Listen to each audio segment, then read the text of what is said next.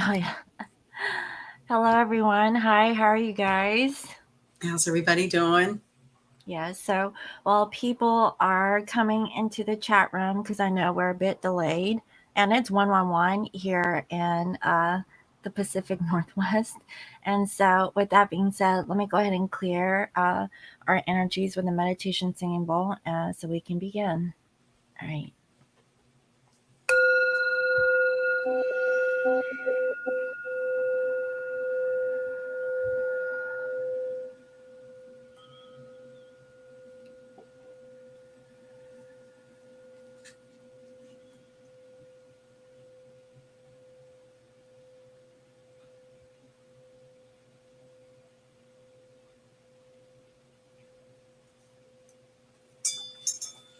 All right. So, what do we have for today? Hey, Shabaka, how you doing? We finally got our emails worked out. Oh, yeah. Yeah, I saw that. Yeah. Have you been in contact with her after the? No, just acknowledging that whatever block was on our internet highway has been removed. Okay, okay. Hello. So let me go ahead and do this because the screen that I'm actually on, I'm on a single screen. I'm not on my dual screen today. Yeah.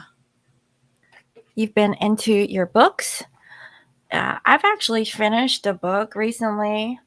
Um, it's this one. It's The Language of Energy, and it's by Jason Shurka. So this is actually a really good book. It's a really like easy, light read, and it's everything that I've been talking about. It has like a lot of Buddhist, philosophy in this particular book, and so um, it's about manifesting, or it's like training your energy in order to receive, and it kind of talks about the I am. Uh, way of manifesting things that you desire. So So everything Google Eyes says she can't hear anything. you can't, um, you're trying to come up with a biz plan. Yeah, so have we. I think that I haven't really talked to Sunny about this, but I've been thinking about doing like a teaching course on business, like how to build your business from the ground up. And if you guys are interested in doing anything like that, I'm open for that. It's just I haven't had anything set in stone, but it's something I'm good at doing. Obviously, I've been in the business forever and ever, and it's what I do. Generally, I'm like a consultant. People come to me with their business ideas, and I give them ways on how they could really carry on with their dreams. Like some things that they've put on the back burner. And so, yeah, if you guys are all about that, then I'll try to make a thing of that in the future. So, And can in you the guys? astrology chart, it's where your north node is. So wherever your north node is in your astrology chart, the house sign and aspects to it are considered to be the finger of God or what your soul is here to do. So we've talked Um, about doing a program on just north nodes because everybody does kind of want to know, what am I here to do? mm-hmm. And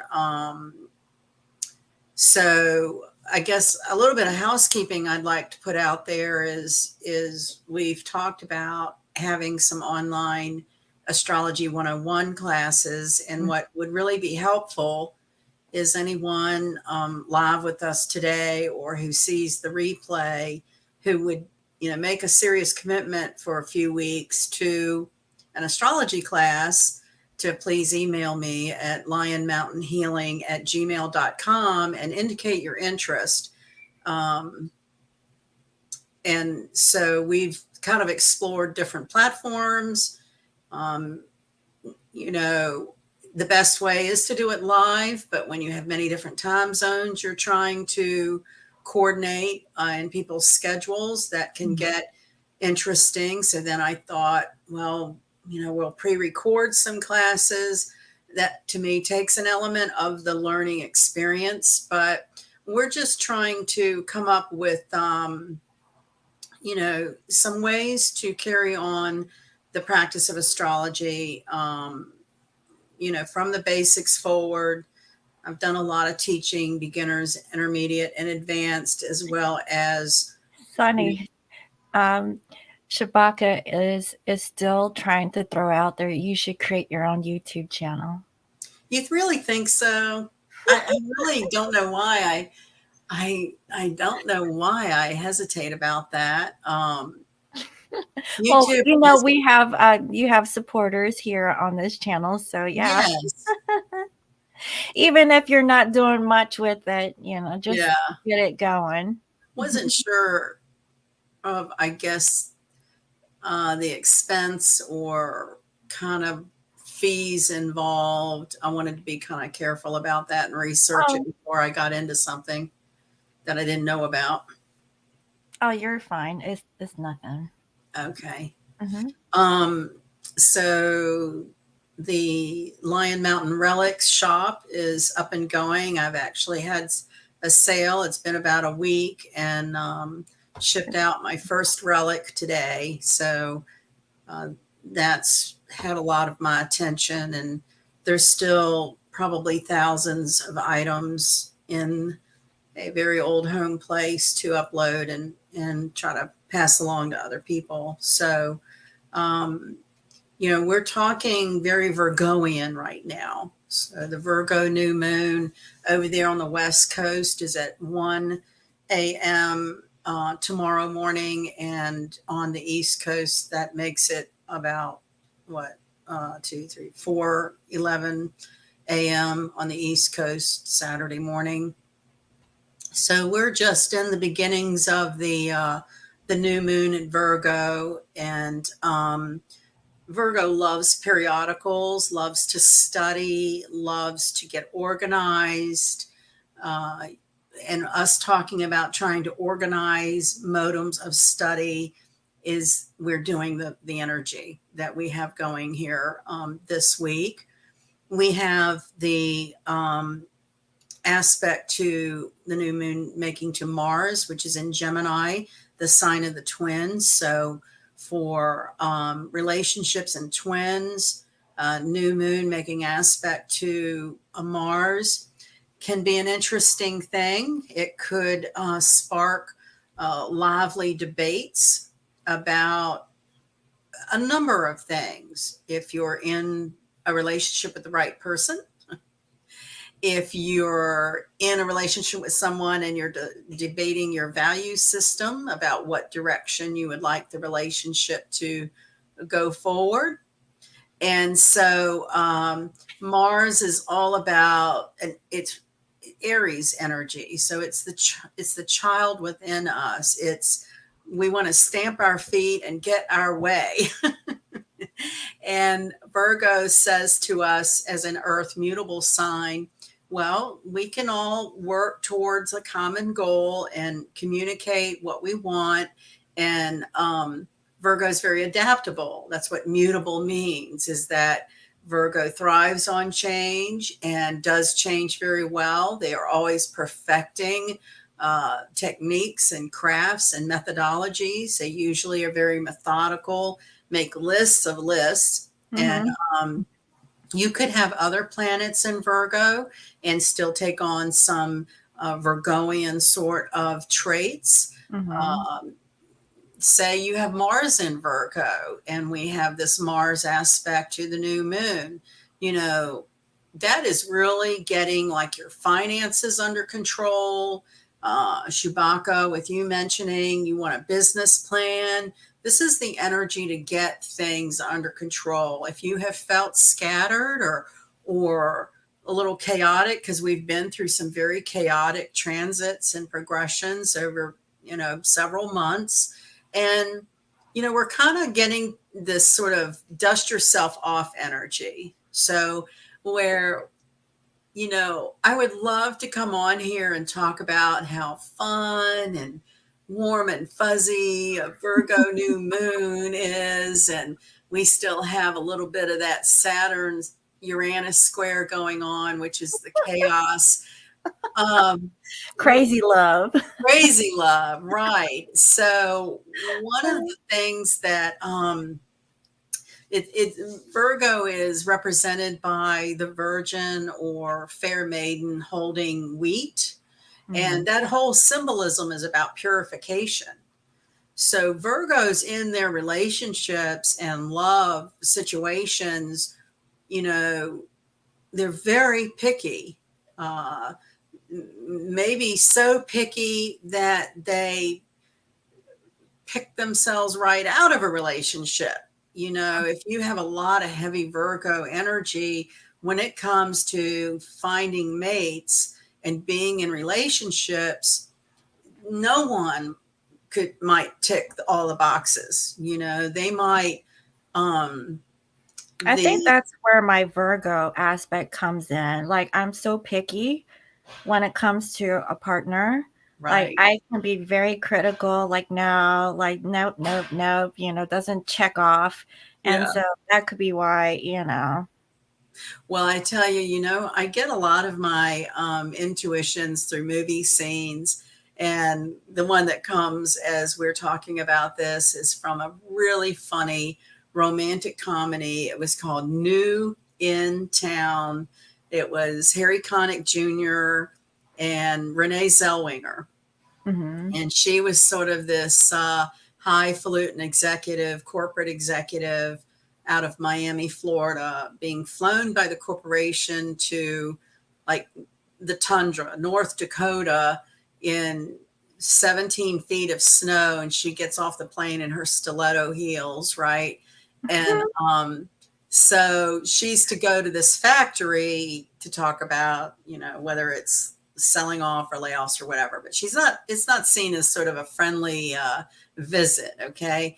And so one of the employees invites her to dinner, and Renee at the time didn't know that she was being introduced to the union rep. She thought that this lady was trying to set her up on a date. So she comes around the corner into this den, and here's Harry Connick Jr. looking all scruffy and everything, and sees her, and he spits beer out and drools beer down his chin. Okay. So, and if you saw that movie, it is so funny.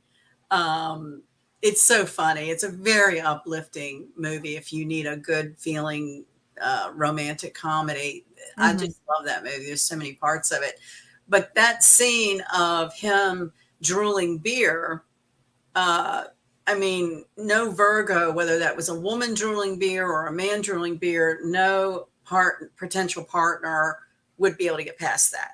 Okay. Right. That would be a deal breaker. You're drooling beer. Yeah. I was like, no. you're not cleaned up, Yeah. You're dirty. Right. And what's up with that nasty? I know. It's funny that way. It's funny, the paradox in these energies, because Virgo can also be very adaptable. So, they'll be the one to help clean you up. Like, right. here you go. Like, you need help. Yeah. Let's get you to the barber shop. Yeah. Yeah. So Virgo is ruled by Mercury, and Mercury is in Libra right now, getting ready to station retrograde on September the 10th. So we're here on August the 26th, and it's already starting to slow down. And that's an energy of redos. So say you had an argument the last time Mercury was retrograde, you may redo that argument over a few weeks in September. Say you placed an order, Mercury retrograde will bring things back from a prior Mercury retrograde, or even dreams. Like or thought patterns, or, you know, like deja vu. You're somewhere and you get that weird feeling like I've been here before, and there's all this conjecture about what does that mean? Are we astral traveling, or, you know, is it just something psychological? And so that being the ruler of Virgo means that these methodologies that Virgo loves, these systems of organization. One example would be, say you've ordered this great new closet organizer compartment thing to get your closet organized. Well, it may be delayed. It may be on back order.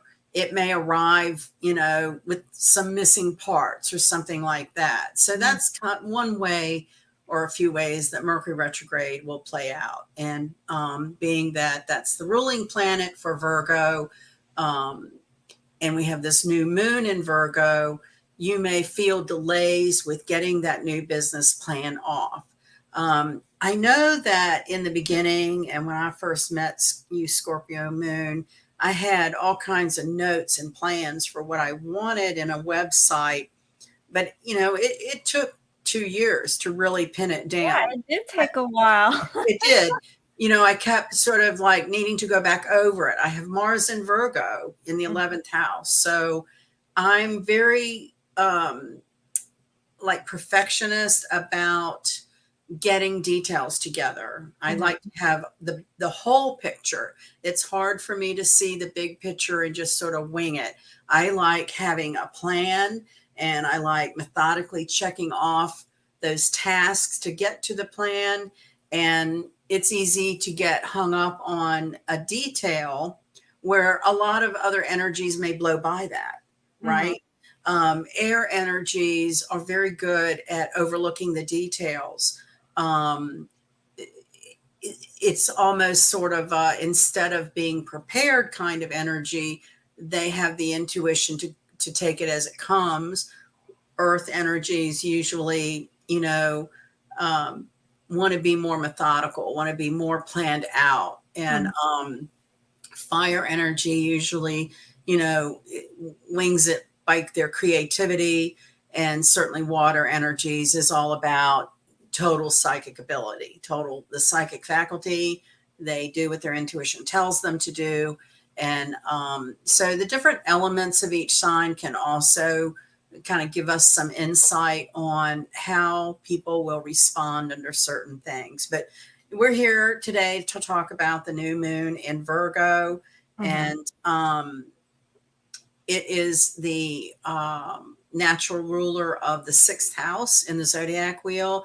This is when we're reading a chart to look at the 6th house, we're looking at what's your occupation, not where you do it, but what do you do? A lot of healers and nurses and humanitarians have heavy 6th house energy, not necessarily in the sign of Virgo, but if they have a lot of planets in the 6th house, or you know, especially Mercury there, that's when you can probably, the person's been involved with nursing, or Virgo is all about giving service to humanity. So they really feel like they're here to serve on a bigger picture. There's somewhat of a, you know, Mercury in mythology is the winged messenger. It was the only deity that could traverse between the above earth and below underworld without having to go through any tests, without paying any tolls. They were somewhat immune because of the importance of their task to circulate information. They didn't need to be, he didn't need to be held up with any kind of passing, you know, I have to pass this test to get into the underworld. Mercury would fluctuate between all planes of time and give information, and also was the trickster. So one of the things that is an irony about this energy that we're in, and it's been kind of a message that all week long keeps resonating to me, many different cultures, whether it's Tibetan Buddhism, um, Cherokee Indians, Zuni Indians, all kinds of different cultures have some version of the myth about Heyoka or the sacred clown. Contrary warrior is another term. And this has to do with that depth of spirituality, which is what Virgo is. Virgo's the virgin. They want purification. They want to get down to what is real. That's separating the chaff and the wheat and only needing and using what is a service, right? There's no waste. Mm-hmm. I'd have to refer to my book, and I don't want to hold anybody up, but there's a certain generation, like between 1966 and probably maybe the end of the 70s, where people were born with Pluto in Virgo. And that is the generation that brought forth environmentalism, right? And being more aware of our oceans and landfills and recycling and I wonder if I have placements in that, because that kind of sounds like me. yeah, you do have Pluto and Virgo. Those are generational placements. Mm-hmm. In my age group, I have Pluto in Leo. So we are considered the generation of waste because Leo does everything on a big scale. That's when we had the birth of Hollywood, and black and white movies went to talking and color and technicolor and Mm-hmm. the drama. So Leo is seen, the Leo generation is seen as having been very wasteful, and the Virgo generation has come to clean up what prior generations would just throw away. So Mm-hmm. Virgos would upcycle plastics, or, you know, you see it all the time, you know, how they're taking trash from the oceans and repurposing it into other products. And then next came the Pluto in Libra generation, which is, you know, they're going to get to the truth. Libra is the legalities. They're going to get, you know, all of this officially, you know, the laws about littering, the laws about what's allowed or not allowed with emissions and carbon footprints. So my point of bringing this up is that, you know, when you're going over the next couple of weeks with a Virgo new moon, making aspects to, we haven't gotten to Jupiter yet, but we're talking about Mars, you may see some of those kinds of debates, even within the Virgo community, about how best to recycle. You know, there's a lot of debate about electric cars because the batteries have to go somewhere where they're dead and they go to a landfill. So that's not environmentally friendly. So there's a lot of contradiction, and that's what the contrary warrior is all about, where there's an energy of, I want it truthful and I want it pure, but there may be different roads to that, and Mars will spark those debates. You know, in other countries, there's a lot of foot power where people bicycle and walk, and, you know, they live and work in an area where my brother and maybe someone who sees this can contribute to it, because this has been probably, like, I don't know, more than 20 years ago. He worked in Baden, Sweden for a while. And, you know, for his work, his company sent him there to help with a project. And like, if you were driving and came to a stoplight, you had to cut off your car. It's not like here in America where we idle at stoplights. So that consciousness about environment and pollution and the legalities around it are very much what's at play here with these energies, because we have Jupiter in Aries is making a 150-degree aspect to this new moon. You'll see that aspect called one of two things. You can see it called as a quincunx or an inconjunct. same thing. It just depends on what book you read, but it's all 150-degree distance between two planets.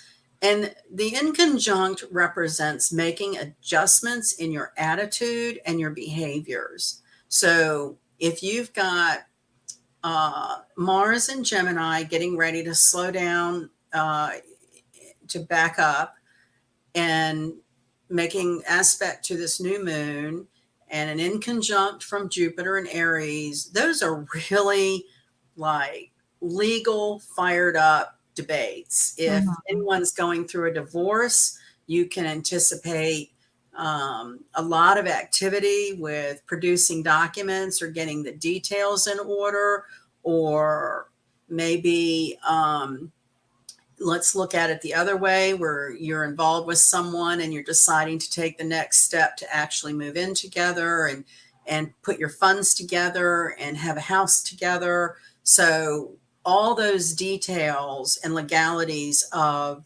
and it gets even more complicated if parties have children from prior relationships. Right. So those legal subjects involving getting relationships together or breaking them down are under a lot of energy for this new moon. And it really is about getting down to the truth and wanting to purify the matter. So that sounds good. Yes, you know, it does. It's not light and fluffy and butterflies and it's not a romantic, emotional like connection that one would want in regards to, like, I guess, love relationships, but it's a necessary. It's something that you gotta get done, you know, and it's a sense of like, I don't know, Virgos like to clean, and it's time to clean up, you know, whether it being like, you know, physical stuff, mental stuff. It could be emotional stuff. Yes, your work.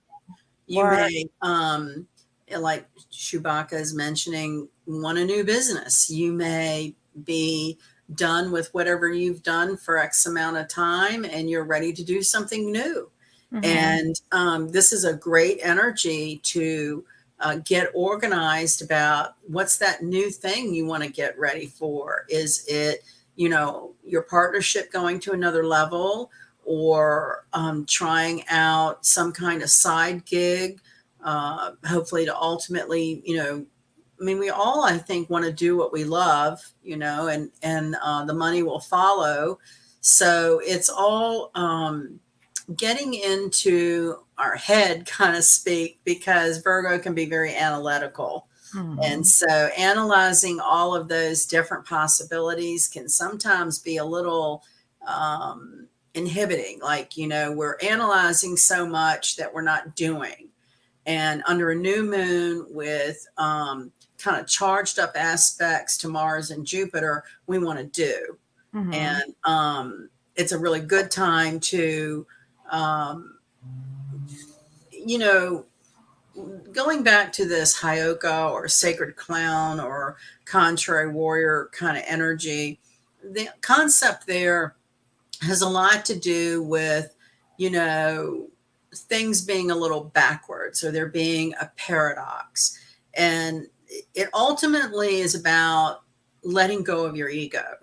So you can apply that to relationships and work obligations and family, that quite often, you know, ego is about the power, you know, reminding us that we have the power to affect someone's feelings or affect how a project gets done in a workplace or whatever.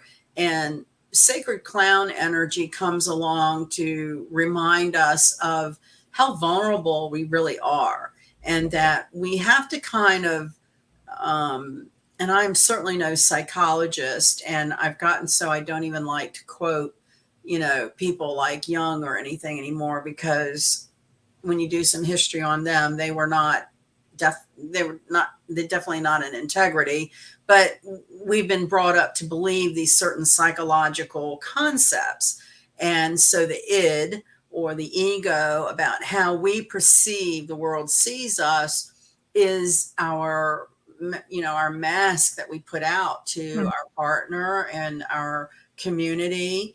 And so sometimes, and probably more often than we like to admit, the mask that we're putting forth is not true or pure to our soul and Mhm. our essence. Right. And Virgo will say, separate the ego from whatever that thing is that has you blocked from getting into a more spiritual existence, or truer to how you want to live your life. It Mhm. may mean humility. It may mean making, admitting to some things that hurt your ego, or make you feel vulnerable. And it can be really uncomfortable. Um, Something that in relationships that you'll hear in counseling is, you know, relationships are about communication. Mhm. And so taking turns with your partner to really listen to, you know, what is it that they fear? What is it that they want? Without judgment. And I think that's where we all struggle putting our ego aside, is we're afraid we'll be judged. And we need to try to set that aside. Like, if someone judges me, it's on them. If I'm, or you, or anyone engaged in a spiritual path, you know, it's not our problem if someone judges us. And that can be hard to let go of, because you want to be liked, you want to be accepted. Mhm. So there's this fine line between doing what's accepting and what people expect, but Right. then being true to how do you feel, Right. and so where I would love nothing more than to say Virgos are some of the most romantic people in the zodiac. Not. It's a very spiritual energy, and oftentimes that means time alone to sort through um, spiritual lessons and concepts, and getting to the purest form of how you express yourself on really mundane terms. You may find yourself going to say you've any number of things for the perception of vanity. Say you've always had your hair one color, or you've always had false nails, or you've always done something cosmetically. Um, and in this energy, you might come across like radically changing how you do something that way, your appearance, because our appearance is directly related to our ego and how we feel about ourselves and how we perceive other people see us. So if you've kept your hair dyed red all your life because that's how all your lovers and family and friends expect of you, but really you've always just wanted to have your hair its natural color, that would be a very Virgoian expression. Is I don't want to do this sort of um, pretend thing anymore. I want to be pure. A food. I find that hard to believe. And the only reason why I'm saying that, I'm going off of like experience, because my twin is a Virgo stellium. And if he was like that, then why did he put up like a charade of being like something in front of groups of people? So And I think it's about spiritual maturity, right? So Virgo is the worker bee, the taskmaster. mhm, So, a heavy Virgo can be all into work and do all kinds of the things that our 3D matrix expects us to do. But a spiritual Virgo is the one that, takes a serious look in the mirror and wants to get things honest and truthful. So it's Okay, I about get it. So free it's like will. a 50-50. You either Virgos are naturally spiritualists, Right. but they could take the other route and not even do it, and then they'll be missing, I guess, like an aspect of who they really are. Well, and two, so mutable signs are Sagittarius, Virgo, Gemini, and Pisces. Okay. Mhm. So mutable means sometimes, and nothing is absolute. Remember that. That's the go with the crowd energy. Mutable is adaptable. I It get it. thrives on change. So Hmm. a whole lot of how Virgos would handle their spirituality would be directly connected to who's around them. Are they with a spiritual crowd? Are Okay. they keeping up fronts out of expectation of their family thinks they ought to pursue that career, right? Hmm. And they're miserable. So then they get into, Yeah, because I really felt like he was self-sacrificing. they will, Yeah, right, like he would put everything on the line for his family right, and like not even pursue his dreams, right. because that to him was love, by Right. him sacrificing the things that he really wanted to do. Well, and that's so true because there is a certain self-sacrificing energy to Virgo. It's the virgin. Mhm. And throughout millennia, virgins are sacrificed for whatever various reason, right? Yeah, Right? I mean, you got a point. we Yeah. can make it as hard or as easy as we want to. Mhm. Um, I like to try to keep any cultural differences somewhat general because we've all been fed different stories about history and culture. So I believe every culture basically has a version of the same story with small diversions. Mhm. So with the in the like Tibetan Buddhists, the sacred clown is considered like crazy wisdom is their bucket that they call that. And it's about freeing yourself from anxiety through humor. And one of the you know recognizing anxiety, Virgo is about the nervous system. Mhm. So they can be very nervous people. They can have digestive problems directly related to nerves. But one of the Buddhist retreats that a group of us did a long time ago was laughter. Like our meditation was nothing about forcing yourself to laugh for like 45 minutes. And it gets ridiculous, right? Because you're sitting there trying to make yourself laugh. And what that is getting out of the ego. You're Mhm. recognizing this sort of compartmentalization of our mind and watching your self-talk, watching, you know, because Virgos can be very critical, right? They can be critical of others, they can be critical of themselves. And this is about watching what you say to yourself, say nice things to yourself. Virgos are very hard on themselves.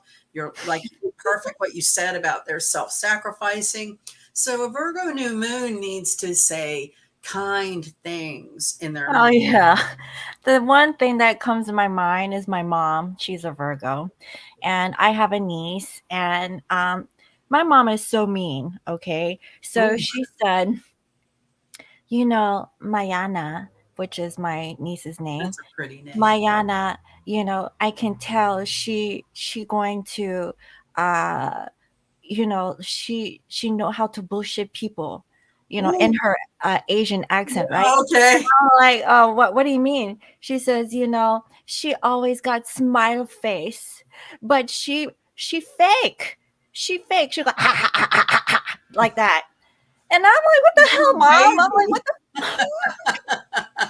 Boy, she's gonna have a tough road if I it's think starting she this has a early. thing against like females. Like she doesn't like other females. Like she never really Had was, female friends. yeah, like even for me, like she was always negative against me, like in my youth and stuff like that, always putting me down and all. I mean, I'm over that. Me and my mom, we get along really well now, but Right. in my youth, she always dressed me up like a boy, and I'm like, I don't want to look like a boy. Right. But yeah, she was always overly critical of other people and say like, oh, you don't do that, you don't do this, and but she means well, and that's her way of being protective, because even she thinks she's so perfect that if you don't follow like what she says, then you are just shit to her. Like, it's like, oh, you don't follow me? Right. Like, and then she'll get crazy. Right. Like psycho So, did crazy. you know her mother very well by any chance? Because again, she would have picked up her patterns from her mother. Oh, my grandma? Hmm. Oh, she is nothing like her. Or the dad. I mean, My some of mom, those. so okay, so this is the thing with my mom. My grandmother is such a sweet lady, and I think she's a Libra. So my grandma is the voice of reason. Like she's like, oh no, don't do that. She's always telling my mother, hey, it's not like that. It's blah. But my mother is so like so very strong. She's like the alpha female, and she's the oldest out of her and my uncle and my grandpa. Okay, so this is the thing with my grandpa. My grandpa married my grandmother, but my grandpa was already married to another woman. Wow. Yeah. And this has happened, I think, around the Korean War. Right. Um, and he was living on the island. And at that time, like, they were killing the men. Um, And around that time, I don't know the history behind it, but they were out to kill the men. I oh, don't know if this was just to like downsize population. It's like one of right. those things, right? Control. So, yeah, so he had to flee the island, and my grandpa was really well to do. So he met up with my grandma, acted like, he didn't have a family. And that's why my mother is very like that. Now, why is she against females? I don't know, but she acts more masculine. You know what I mean?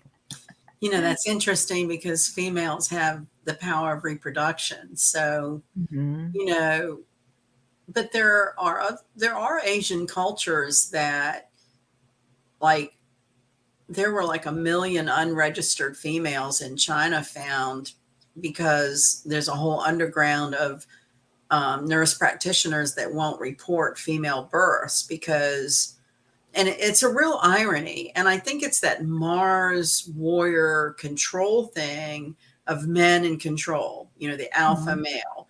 And maybe somewhere in the psyche, there's a fear of that powerful ability to reproduce another human being. Maybe that manifests all these wrong behaviors.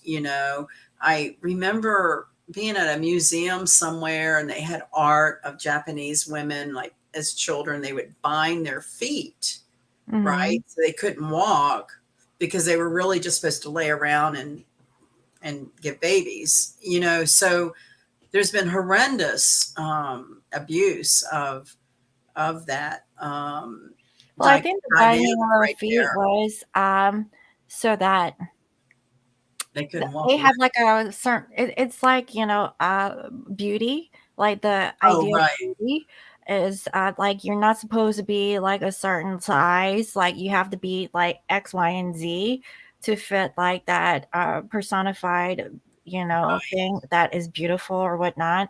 So Japanese have like a culture of these Yeah. rules that you go by. But in regards to Chinese, I just know that I have a friend and she's Chinese, and they mutilated her leg. Oh, Um, yeah, the father cut her leg off because oh my. they didn't want, there was just too many kids, like females or whatnot. Like it was better to have a male than a female. And so they kind of amputated her leg for whatever reason. I don't know. It was just Well, and two, I still go back to a really slow moving shift in the planet from a negative or the positive male polarity over 1,000 years to the feminine um, energy going into this next millennial. mm, So that shift of polarities, we've been in the chaos, right? So all of this stuff is coming to light that has never really been, scrutinized. And not only has it been scrutinized, but people want it changed. Virgo wants, to get down to what is efficient and what is right and not a lot of waste. And so right. um, one of the other things that it's sort of a paradox, right? So, and I think I've mentioned this in times together before, where life is a paradox. I mean, there's a lot of things that are contradictory. In astrology, there's a lot of, excuse me, while I try to get the sun out of my eyes. Let's see if that helped. So, so, um, that's part of the spiritual journey, in my opinion, that we're living to navigate these contradictions. The twin flame journey, what a contradiction, right? You meet people that you've known many lifetimes, there's a connection, but what you go through is anything but a connection. If anything, it's both people or one person doing everything they can to avoid any part of the connection. Mm-hmm. So that's a contradiction in love and relationship. One of the things where we have this Mercury, will be going. Mercury has been in Libra, I think. I think I said Gemini early. Mars is in Gemini, Mercury's in Libra. So a lot of legal things, because Jupiter is the judge. Jupiter is in Aries. It's stirring up this new moon energy. And Jupiter in Aries brings out a lot of stuff. I mean, Aries is the fire, it initiates, it wants to fight, it wants control. Mm-hmm. So these fractions of society that want to, you might have one fraction of society that wants to, keep things buried and not hide, like in relationships. An example I've heard recently a couple of different times, and whenever I hear something a couple of different times, I always feel like it's good to share with people. But in marriages where either person, I've seen this more with women, but I'm sure men do it too. They make a purchase, say the woman goes out and purchases a pair of shoes, but they'll keep the shoes in the trunk of the car until they can get them in their closet without being seen, right? They don't want to share that I went and bought myself a pair of shoes, or the Mm-hmm. debate about how money should be spent in a relationship. Mm-hmm. So, with all that legal kind of ramification, you might So see a lot. you're saying like people who are married, the spouse was doing extra spending, and that might be like one of the stipulations brought up in court. Like now she she or, needs to get or cut off. and even just to debate about or argue about, because Mars Oh, I wants to can argue. definitely see that be one of the issues that they would be fighting over. Like I you, heard you someone, overspend. Like, yeah, why do you need to buy X, Y, and Z? And I could see a Virgo just like yeah, looking, like going down the line. Like, no, this yeah. is why you don't buy this. Like you don't need this. Take it back. I definitely can see that. Oh my god. Well, and I've heard it put that, and I don't like to say men or women. So one Right. spouse, when they get paid, it's their money. And when the other spouse gets paid, it's the couple's money. Like there's a contradiction about, how to fairly use the combined income. Or So it's just one person bringing in the money and they're married and they have a joint account. And what are they going to do? Well, I had to go to the store and buy this and this. And I thought that that's what you would want. Like, yeah, you thought wrong. You go take it back. that's where I think a lot of arguments might get sparked over the, especially, we're coming into the fall equinox too, which will change the energy in the northern hemisphere anyway. And so we're coming into a lot of shifts Mm-hmm. pretty quickly. And this Virgo new moon to me really stands out strong, especially with the relationship to Jupiter and Mars, because um, I think that everyone is weary of uh, falsehoods and untruths or contradictions. Like everyone's searching to get down to one of the things very under focus with this energy would be food. Mm-hmm. A lot more. I would bet there's a lot more people out there investigating, or if not doing, fasting. Yeah, fasting is Especially a really good way to like detox your body and do the purging, right. which is like really good for this time.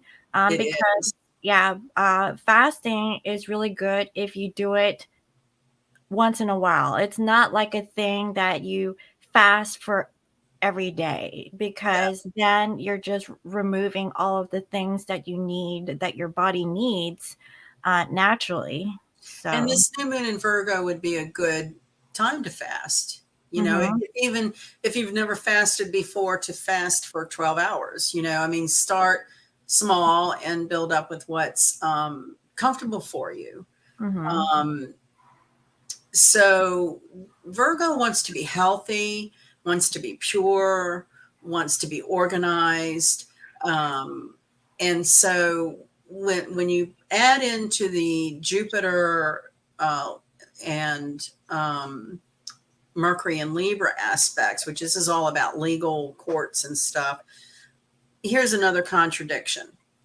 And this gets really deep, and then we'll move on to something not as deep, but like during this time, with people going through legal proceedings over a relationship and children are involved, something very deep happens in the child's psyche when the parents divorce.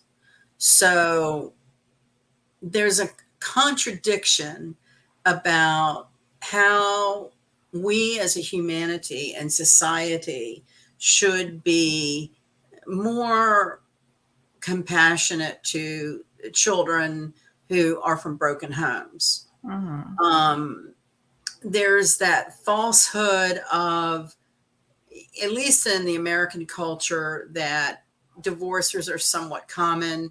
If it doesn't work out, we'll get a divorce. Other cultures, marriage is sacred. They will put up with a whole lot before they'll actually get divorced. So this energy to me brings up, because Mercury and Libra, being the trickster, being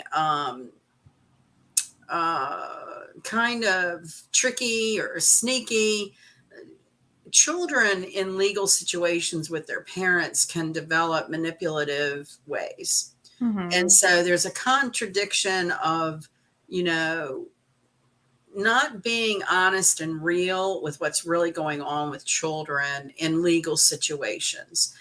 And what I would hope with all of this energy around legal situations and children going through broken homes is that we take time to figure it out and not just rubber stamp through a process that we've done, for decades. And I think we're living through somewhat of the fallout or residual effect of this non-spiritual way of looking at union, Mhm. marriage, and taking the responsibility for children, or And I think that's the real reality of most relationships.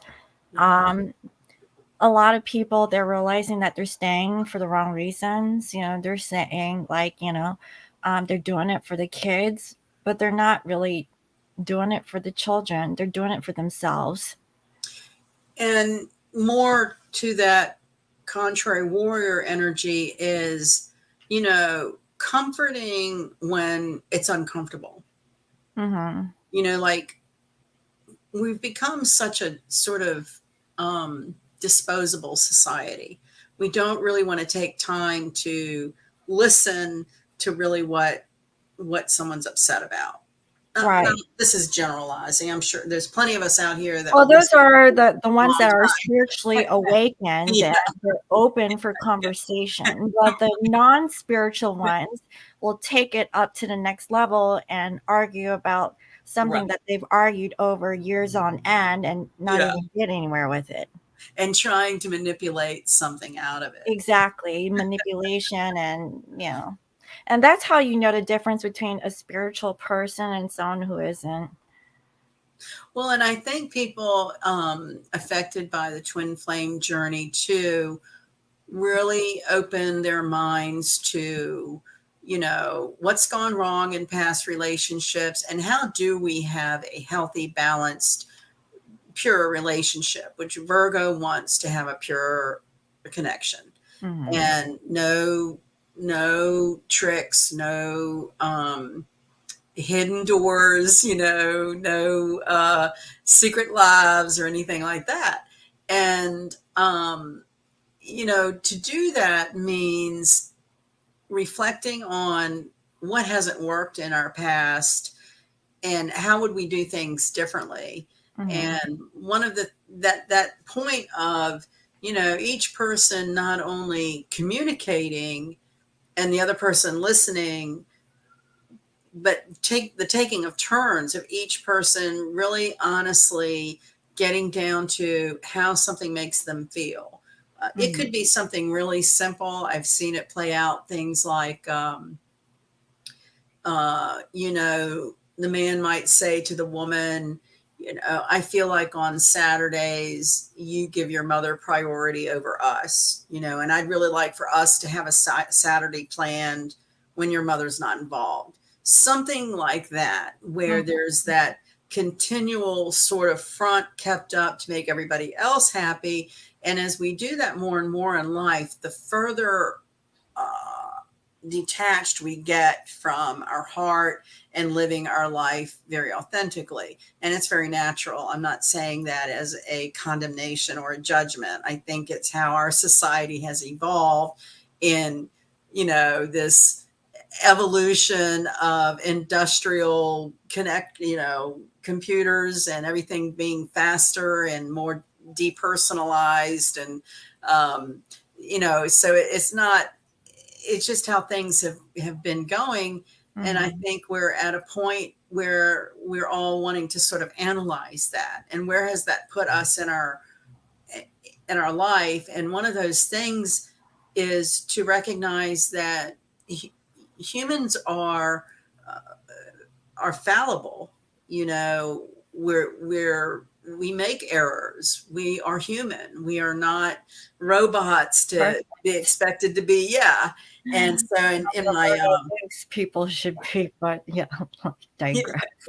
yeah, and that's one of the things always said about Virgo is, their lesson is to learn there's no such thing as perfection.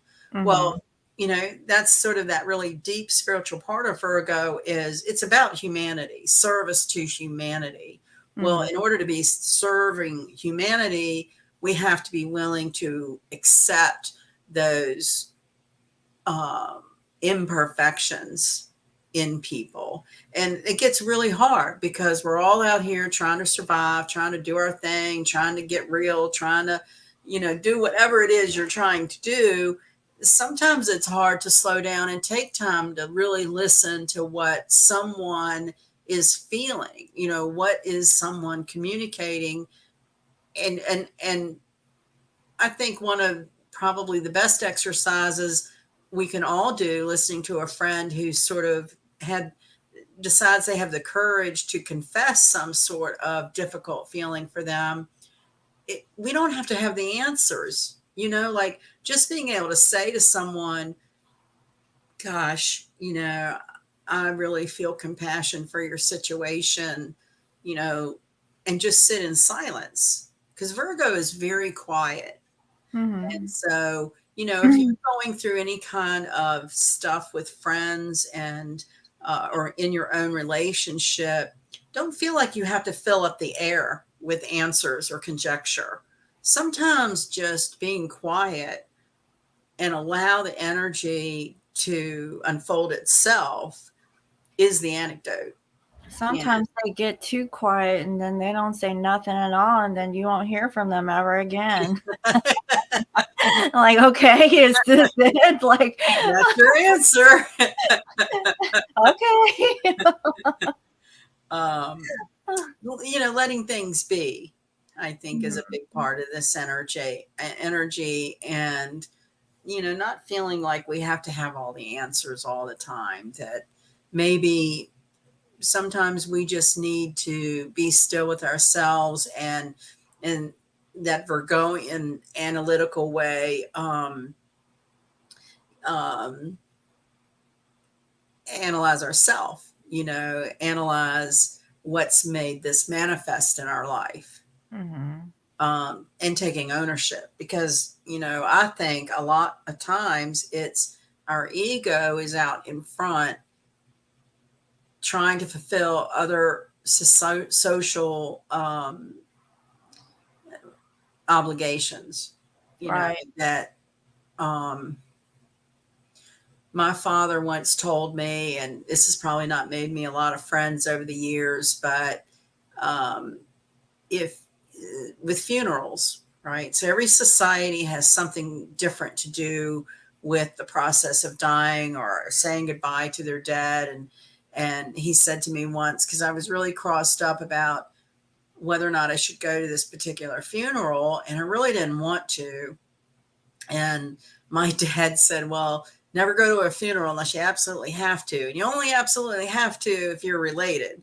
And so whenever an associate or someone I know dies, I always think about that, because sometimes a lot of those falsehoods come out in the grieving process, where people get together, celebration of life of the dead person, or some cultures shut down for days and days and don't speak. So everybody does it differently.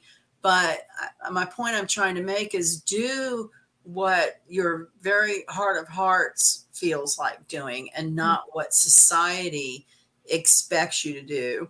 And it's not always popular, right? So you might be on that person's SHIT list for not showing up to whatever, but yet you've been, take it somewhere. yeah, you've honored your feelings. Maybe you've had, a lot of difficult funerals or something, and when you go to a funeral, you get triggered, and triggers are another part of this energy that we're going through with new moons. I think I had something fly in my eye. I'm really not crying. It's like I just had a tear or something. But anyway, it's an energy of being true to yourself, recognizing those sacrifices that you've made for everybody else, and feeling like you deserve time and are worthy of doing what nurtures your soul, right? And that can be very difficult. So, everybody is going to handle trying to purify and purge differently. And I guess what I feel like we as a spiritual community are here to do is to be here to listen to people, disturbing the undisturbed, and being able to be uncomfortable in situations, but be solid. Earth, Virgo is about the earth. And so it's a grounded energy. It is healing. You know, that's why the Virgo new moon has a lot to do with, you know, change negative dietary habits. This is a great time to just, you know, put your mind to it that you're gonna not eat that sugar all the time, or not do whatever that habit is that you know is not healthy, Mhm. because we're all transcending to higher vibrations of energy. That's scientifically proven by the energy coming off of the earth. So our bodies are going through transition as well as our spirits. And I think that recognizing the connection of the what we put in our bodies, the people that we are connected to, that we're shooting for purity. You know, I don't think we can expect 100% purity, but at least we can try every day to make better decisions to get us there.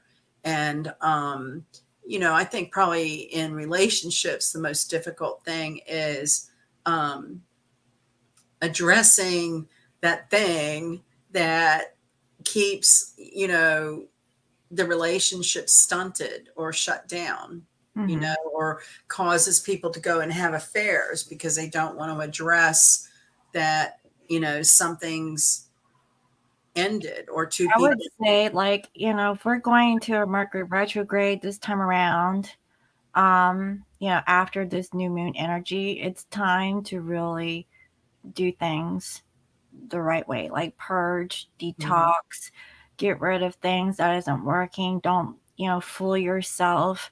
Be for real, and we're coming towards the end of the year. Like for another, like we're almost like more than halfway through, what do you want to bring into the new year? Right. And I really feel like if you don't have your shit together this year in Yeah. the final round, dragging that shit next year. Now, do you really want this crappy energy going into, the new year? Right. Now, I don't know astrologically, I really feel like we're in for a rocky ride, even going into 2023. Like we're still not, you know, but I feel like it's getting somewhere, you know? I So feel, go it's ahead.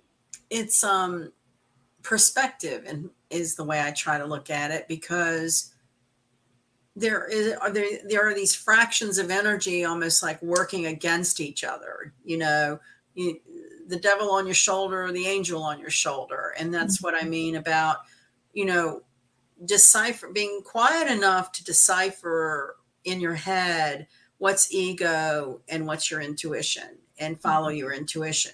Mhm. And you know, that might mean sucking it up a lot. That might be, you know, wanting to say something to somebody, but just, you know, where does that go? It gives your ego a little boost for 2 seconds, right? Mhm. Whereas by not saying that thing, you've opened the potential in that relationship to go deeper. The reason that partners don't communicate is out of the past, they are attacked. You know, the judgment. You know, some man or woman might want to confess something to their partner, and the partner gets all shitty or makes judgment or criticizes them. Well, would you keep opening up? So, this is the time when we really need to get honest about, you know, facing being accountable for our own patterns in relationships that may come from our childhood, you know, that may be reenacted but with a partner, and being honest about that instead of projecting that blame on a partner, that you're the reason that this relationship's not working, you're the reason why I can't be happy, you, instead of I'm trying to remember how I saw the example about, you know, basically couples therapy, where, you know, one person communicates something that annoys them while the other person listens. And then um, the person who was quiet calmly explains how that made them feel to hear that. And they take turns like listening, reacting, instead of slamming the doors or popping a It could beer. actually be like one-sided too, where one person always feels the need to speak whatever they say, and they don't know when to shut up. And you have to sit there and listen to them over and over again. Right. And then after you sat there and listened to them, they still feel like you haven't gotten it. Yeah. And then, it's like, well, what do? You have to And so shut up. then, And maybe that is the point people get to when they decide that that relationship has grown as far as it can, and facing the reality that source has another path for you. oh, You know, yeah, that was my ex-husband. mine too. Excuse me. Karma had to be Well, done. it's kind of ironic, but my ex-husband was a Virgo also. So, Wow. So that would have put his son in your first house, which is a very strong attraction. mhm. Marriage are karmic contracts that we cannot avoid. So, that's another thing about purging. If you're by yourself and not in a relationship, this new moon energy would be about, finally put an end to any of the blame or self negativity talk about it was somehow your fault that a relationship didn't work, or, that you wasted those years of your life, da, da, da, da, da. Whatever the negative self talk is, where you're blaming yourself for doing a relationship. We need to get rid of the blame. There is no blame. It is what it is.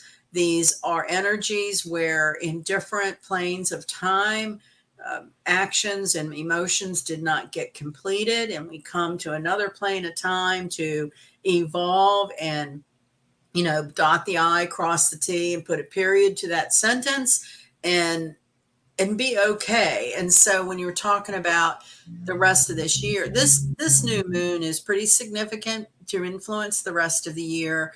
I like to think in a very positive way, because if people are getting honest with themselves and their partners, then maybe that means things get real, that things get more honest and purified. That's good. It's like that purging that people need in their life at this time. And if you're with someone that has zero interest in evolving or having any kind of spiritual sense of, Then you know what to do. yeah, their ability to serve humanity or whatever, then, that's another concept in human nature, isn't it? Where is it really natural to think that you would meet one person and stay with them their whole life? Because Mhm. people mature and change. It's really no blame. It's just, we're all, we come in alone and we leave alone. And in between, our job is to become the most authentic self that we can do. And that means through our love and our relationships, our parents, our children, our families, and our jobs. A whole lot of people, I was seeing some research recently about how tons of people have left corporate America since the COVID lockdowns, Mhm. because that made people at least sit and reflect about, what am I doing with my life? Why am I showing up and plugging in like a robot to this computer? I'm unfulfilled. I still, it doesn't seem to matter what I do. It doesn't affect the outcome. Maybe I'll try something more creative that I Well, can. it's because that, we were all programmed from even school Yeah. to work in these industrial type, jobs or corporate jobs or they don't teach us business. They Right. don't teach us to like go after our dreams or aspirations. They prepare us for the workforce so that we're Yes. like worker bees and stuff. And Yes. we're going to work under somebody, Yes. and that's the way how it rolls, right? It is. And I think that we're in, of course, it's just a coined phrase of astrologers, but the age of Aquarius. And that is about being more creative, being tuned into a higher intelligence, being open to uh, time travel to alternate planes. And, there's all kinds of scientific information out there about how the intensified electromagnetic energies that the earth is going through and how they affect our bodies, and, people complaining about being more sore, achy joints. And that's why it's even more important that, the water and food and things that we nourish our bodies with are more pure. And it's hard because that same big corporate conglomerate has been manipulating the food chain. And, when we talk about it being rough or a hard time, but it's so exciting to think that finally the negativity will come out and be purged, that, yeah, there might be kind of a low mark of something, that you love and it's not available, but what's behind that is so much more fulfilling, whether it be, a creative arts business or catering natural foods or, things that really serve humanity, things that are important, educating children, finding those ways to fill up the gaps in society where the family unit has been manipulated apart. And I think that's been a Well, that's very, what happened 2 years ago. yeah, yeah. But that's okay. I We get. can't read French. I see all this French talk in the chat, and I have no clue what you're. If you, That's a conversation between Manon and Je Shabaka. suis, I kind of. A big red and 3 for the Yes, pictures. Twitter. 3 phrases right now. That's for you, and it goes on repeat. Something about Twitter and spam. Yeah. Hacker and chat problems. Oh, okay, got it. Let's see. So, what Something else do came we up got? about French today. It was a French saying on a T-shirt I saw, and I took French in high school, and I always loved French art, French fashion, French everything, and so it makes me think I need to brush up. When I see this in the chat, it's like I need to brush up on my French. I always tried. I even took French in high school So, and college. no more lies. The new moon is at 1:11 a.m. tomorrow morning on the West Coast. Oh, wow, that's interesting. Yes. I saw that before we went on. Yes. Interesting. Yeah. And that's going to be 12 hours from now. Yeah. And so, all of this is evolving into an ascension of more spiritual living. And that's exciting, especially if you've, been metaphysical or into spiritual tools and things, sort of underground, or before it's ever really been out in the mainstream. And so I think this is an exciting time to, do your light work and, try not to get too far vibrationally one way or the other, and have faith that whatever you're going through is to get to something better. We've all been pulled through a knothole. And so, not real warm and fuzzy energy, but getting there. Does that count? Getting there. So I think it's about. Get your notepad out and make a Yeah. list of things to do. What are you willing to sacrifice for the new moon? What is it in our life that does not serve you or humanity that you're finally ready to let go of? Is it a food product? Is it a behavior pattern? Is it a physical person? Is it a job? That would be the question this weekend, is really being honest with yourself about, it's time to let go of stuff that's just out of a habit or a pattern that other people put on you. Yeah, it's time to let go. Let So, go. Shabaka had a question for you. What medicinal flowers would you grow? Like what kind that just flowers nonstop? So it would depend on your weather where you live, but the first one that comes to my mind is echinacea. It's also called coneflower. So that's all about the immune system. It's very hardy, and uh, aloe. That's not really a flower, but having aloe in your house in the winter is pretty easy to do. Hmm. If you're good and pay attention to your plants, you can grow most any herb like basil or mint I have a inside. question for you about basil. I Yes. have basil and it's grown like a weed, and it Outside or has inside? outside. Okay. So it has flowers on it. Right. So it keeps growing and growing and growing. So my Right. question is, when do I chop it down? Like, So, there's no right or wrong answer to that. Some people will pinch it back at the base of where that flower begins, and you can actually chop those flowers up and eat them. So, okay. they're good. Some people never let it flower so that it'll keep bushing out and you'll get more foliage. Oh, Okay, so it's going to seed. Left to its own, it's going to go to seed. Those flowers will dry up as the cold air hits it, and and you'll have seed. it's gonna like stay in the ground and then it'll grow. It'll die back, and I don't think it will come back in your area for the harshness of the winter. But you Mhm. can certainly, what I might consider doing right now if I were living where you do is clip some of the little young green parts that still look pretty healthy and root them in a glass of water. And when Mhm. roots come, plant them in a little pot to have in your windowsill inside.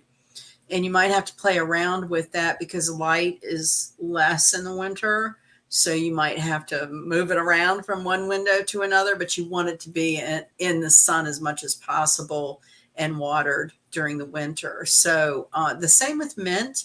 Mint is a wonderful medicinal herb for lots of different problems, digestion, uh, just a general tonic. And that's the same way. If you leave it alone and it blooms, it'll go to seed. If you keep those flowers cut back, it'll keep growing, and it will grow inside as well. But the thing that I experience, I don't have a greenhouse anymore. It used to be easy when you have a greenhouse, but uh, growing inside in the winter, like I have a lemon tree that I bring in every fall because it won't last outside in the winter. And I literally put reminders on my phone's calendar to, check the plants, because they dry out more inside in the winter, but you also don't want to keep them wet. So they do, as well as you're willing to nurture them and not let them get too dried out or too wet, and making sure that they're in a good potting soil with drainage. And so, let's see what else would be. So those are the ones that come to my mind for trying to do inside in the cold weather.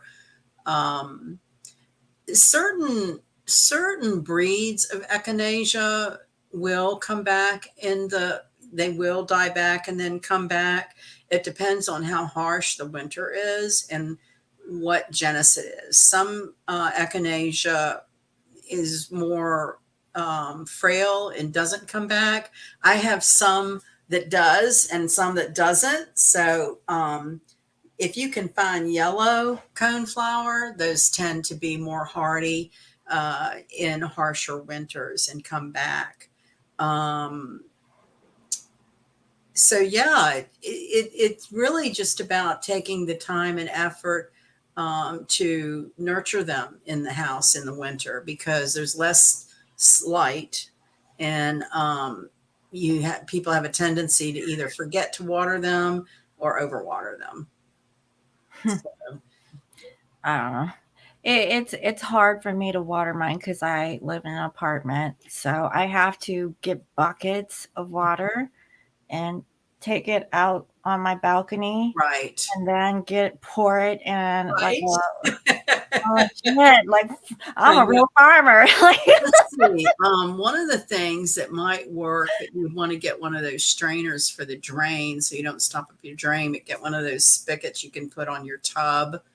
and put the plants in the tub, but you would want to make sure that the potting soil wasn't going to go down your drain, because that can Yeah, that's chemicals and stuff, right? well, it'll stop up the drain. I take it from And that's the experience. other thing too. Like, I think from here on out, I don't think I want to buy plants pre-grown just because of the fertilizer that they've been grown in. Like, I don't know what kind of fertilizer that they're using to plant those plants in. And Well, I think you could probably investigate your area, because there are nurseries that are completely organic that would be fine to buy the plants from. The big box stores are the ones that tend to have the mass produced.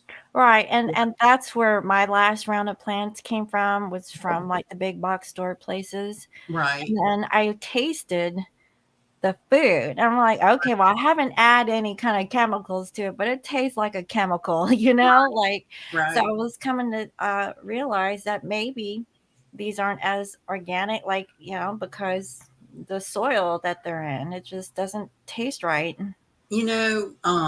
Usually out of the way, like out from the urban areas, there's more rural types of small family nurseries that can offer, it's organic, that's how they process everything they do. The thing there is, you may not get the choice you want. You may end up buying something you hadn't thought you were going to buy because that's what was available. And, Right. you don't have always the selection that you think you want. But I'm always willing to try different plants. And um, See what they taste like. yeah, my grandmother used to take violets. I have a ton of violets. Some lady gave me one, and it keeps having babies, and I probably got a dozen violets, and they take up a lot of room in the winter. So I have to kind of start now figuring out how to rearrange things to bring plants in.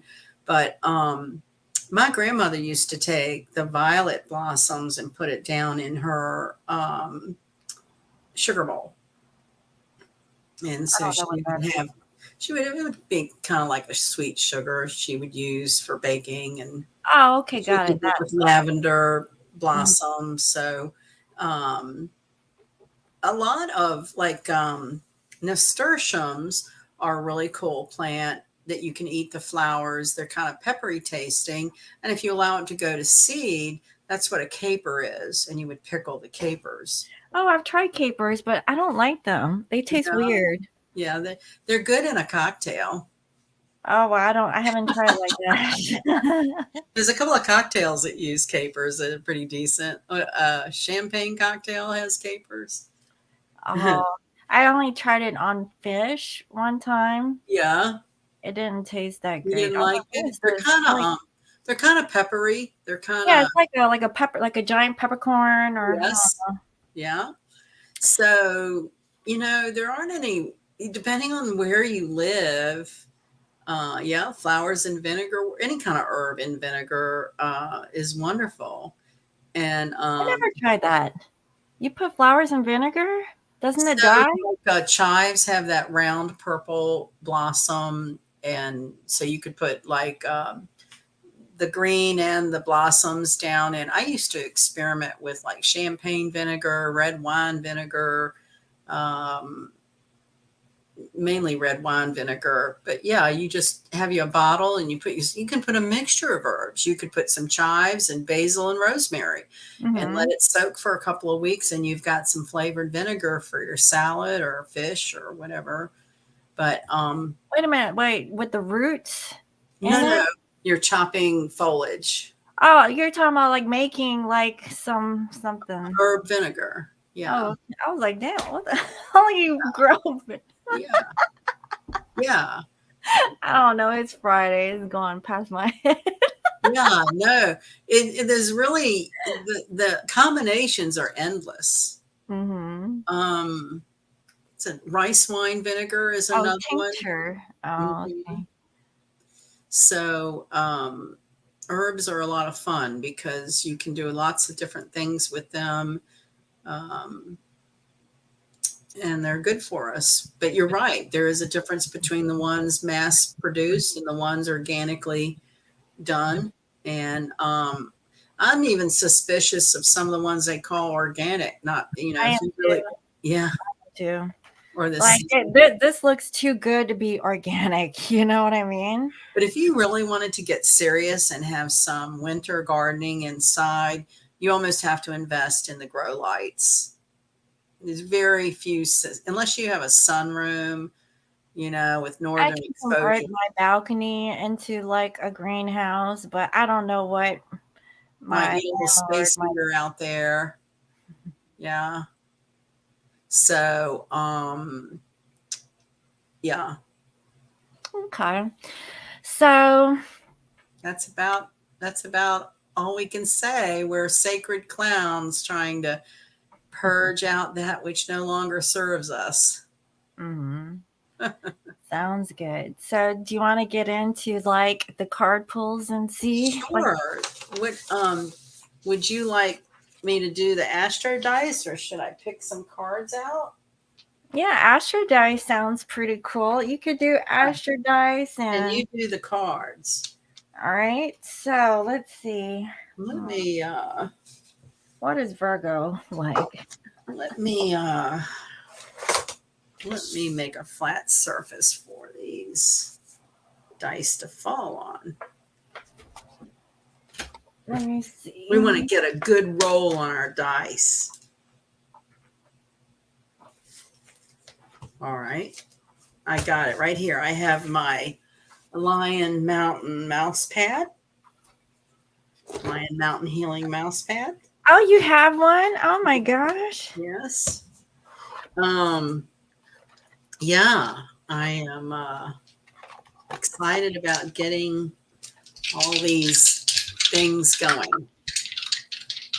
Me too. I actually have a lot of projects in mind.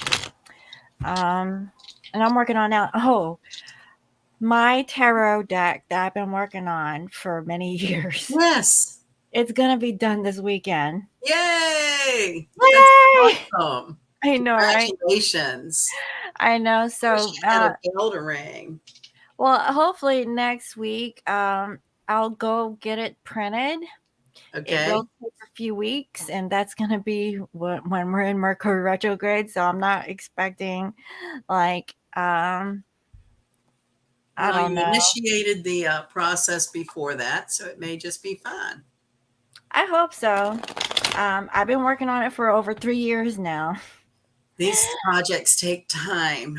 I know, and I was like, wow. So the tarot was it took a lot of time to Yeah. get it done. Like some people they just whip right through it. Like they manifest, you know. I don't know how they do it, but it took me years. I can't believe it. But it's gonna be done. So I'll be working on that this Okay. weekend. That's the Mhm. important thing. Yeah. I'm anxious to get it. Oh yeah, I'll send you a copy. All No, right. So I'll buy it from you. I'll be your first customer. okay. So let's go ahead and see. Okay, let's start off with Aries. The Virgo new moon Yeah. square Mars and Gemini with a quincunx to Jupiter and Aries. So that's the mix that we're dealing with this weekend. And it would be about things being a little upside down, and the more you can purify and get to the truth, the better. So Aries. So I have 6 of Pentacles, and it's in reverse. Six of Pentacles in reverse. Mm-hmm. I have the North Node in Libra in the fifth house. So, yeah, that's romance. North Node is fated encounters in Libra. That's ruled by Venus. It's very romantic. You might meet at an art museum or in a elegant restaurant. It's good food, good art, and romantic. So Aries, you're got your Mars going on. That's Yes. pretty exciting. But here goes the kicker, right? We have here the 6 of Pentacles in reverse. And so what I'm getting is that maybe you feel like, okay, maybe your ideals won't really meet up to the reality, that maybe it's because of financial setbacks, you know.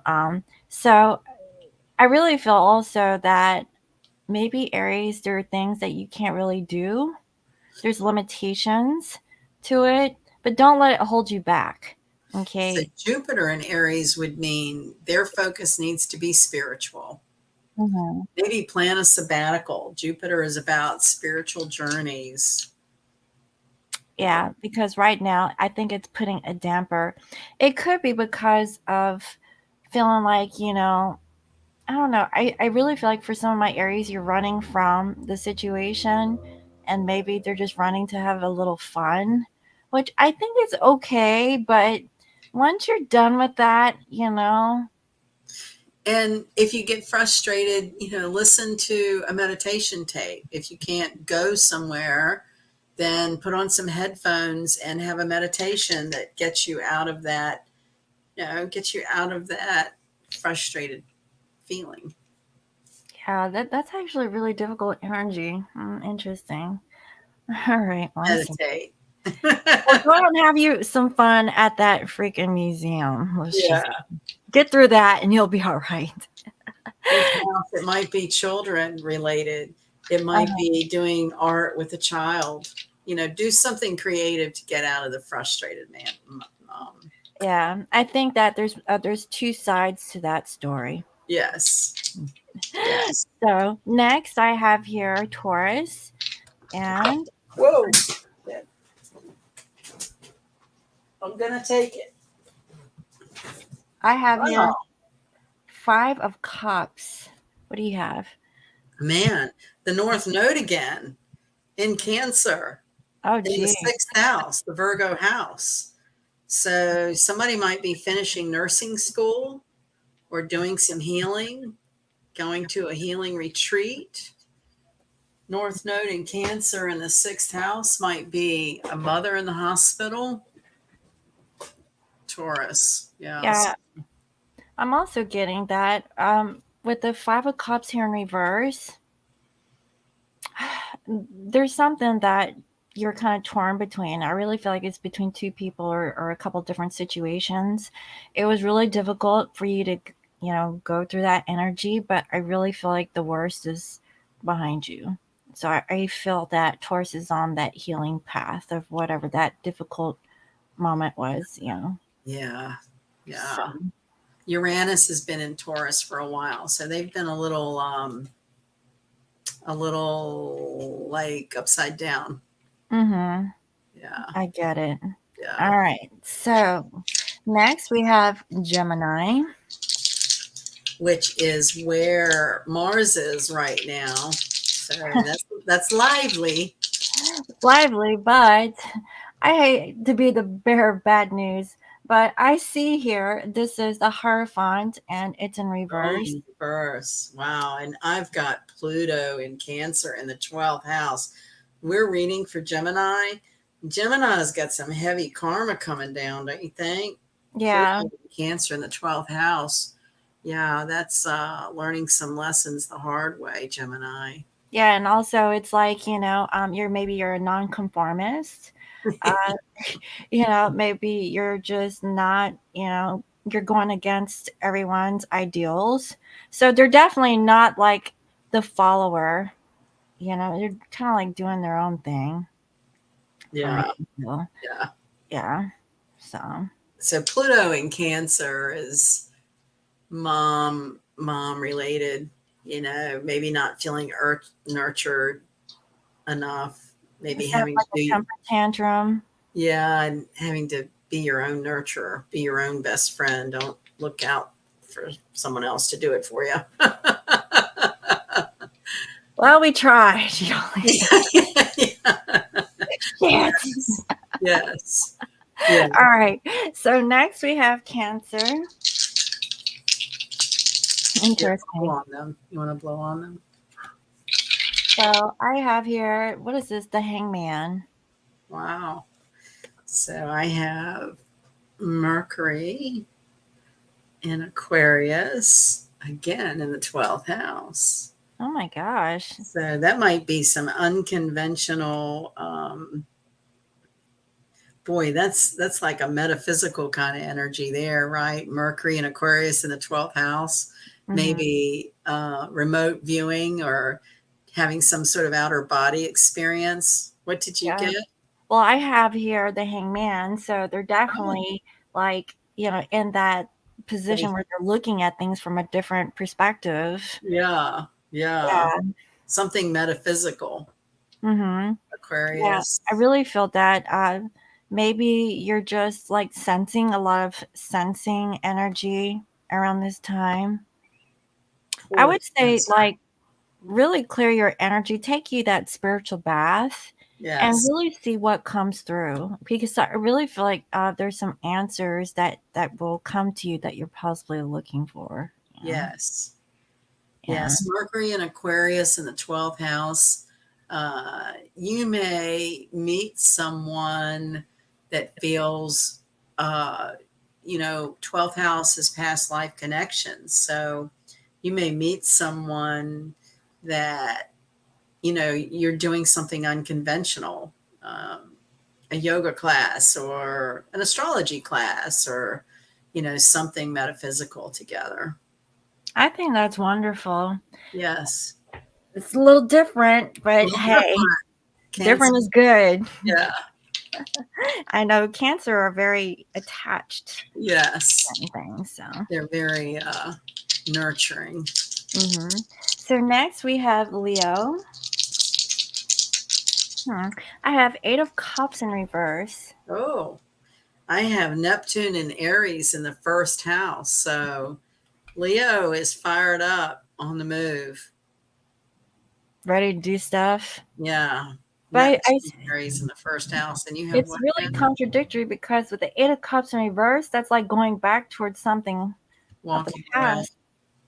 Well, Neptune and Aries could be, too much partying. Time to put down that bottle. It's very, it's very connected to children as well. Um, So maybe this weekend, Leo is going to be spending with people that you've already known. Maybe. or it may be something to do with separating from a commitment to the children. Mhm. That, what did you say in Well, reverse? the eight of Cups is like going back towards something. Mm-hmm. So they left something, now they're going back to it. Mm. So it's like this really like dualistic energy. Are you coming or going? Like I don't know. Maybe you have to decide. Leo needs to grow up. Yeah. Okay, well, I think it's time to like really make that decision. Yeah. Yeah. Okay, hopefully it's a good decision. And Neptune can also be, like the fantasy. First house is here, that's in your life. So Hmm. it could be producing that fantasy novel or producing that children's book or producing something creative in the physical. Okay, so maybe it's going back to like a past project that Yeah. was started and you Yeah. could actually, work on. Okay, that sounds good. All That's right. really Leo, something creative. Uh-huh. All right. So next we have Virgo. For the Virgo new moon, what does Virgo need to know? I have here Ace of Cups in reverse. You're getting a lot of reverse cards. I know. I'm sorry. So I'm getting the North Node in Pisces in the third house. North Node in Pisces in the third house is the psychic faculty and communication with neighbors and siblings. And you have, The Ace of Cups in reverse. So that's like maybe focusing on self, mm, maybe not really exploring new connections, not really being in the love. Maybe you're feeling in a space of lack, not really in your abundance. I don't know. It's just, it doesn't feel very good. North Node in Pisces in the third house might be blocking your own psychic energy, your own like denying your own psychic ability, which Virgos can do. They want it to be more analytical, more Right. makes sense, logic. So maybe for the Virgo new moon could practice the illogical, the sacred It clown. just seems like, they're like more closed off, like in their very true nature of being a hermit. Right. So, Introspection. yeah, maybe just take the time to do the introspection, but don't overdo it. Or follow what your introspection tells you and not what outside people say. Mhm. Yeah, Yeah. that's a good way. Listening to our intuition. Yeah. Okay. So next we have Libra. And let's see, what else? What do we have in Libra? We have Mercury in Libra getting ready to go retrograde. So court Mhm. cases delayed. Well, I see it. This is the first positive card I received. It's Four of Wands. Four of Wands. And I have the Sun in Aquarius in the 11th house, which is very twin flame. Okay. Well, Libra. Yeah, Libra might, get some unconventional love. Yeah, I mean, it looks like there's stability. There's a lot of like home gatherings. This could be about Structure. partnerships. Yeah, things are looking pretty balanced with you these days. And 11th house is groups of friends and hobbies. Socializing. Yeah, Sun in Aquarius, that's its home. So it's very powerful. That might be, anything software related, upgrading software, buying new software, um, virtual reality experiences. What are you guys into?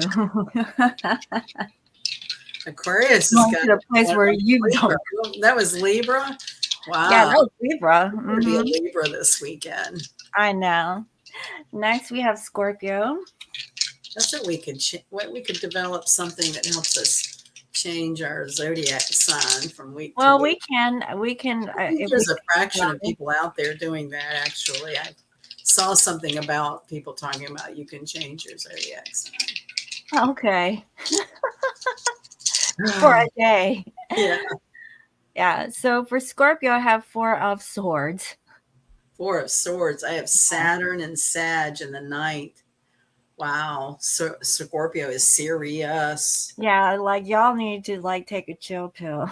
Yeah, that is definitely a spiritual journey there to learn your lessons and um, something to do with a authoritative figure. Could be in Sagittarius, it could be the judge or the priest. In the ninth house, that's all about your own spiritual journey and philosophy. Yeah, I feel like Scorpio, y'all in your alone space this weekend, and maybe you're just thinking a lot, about your past situations, maybe trying to make sense of it all.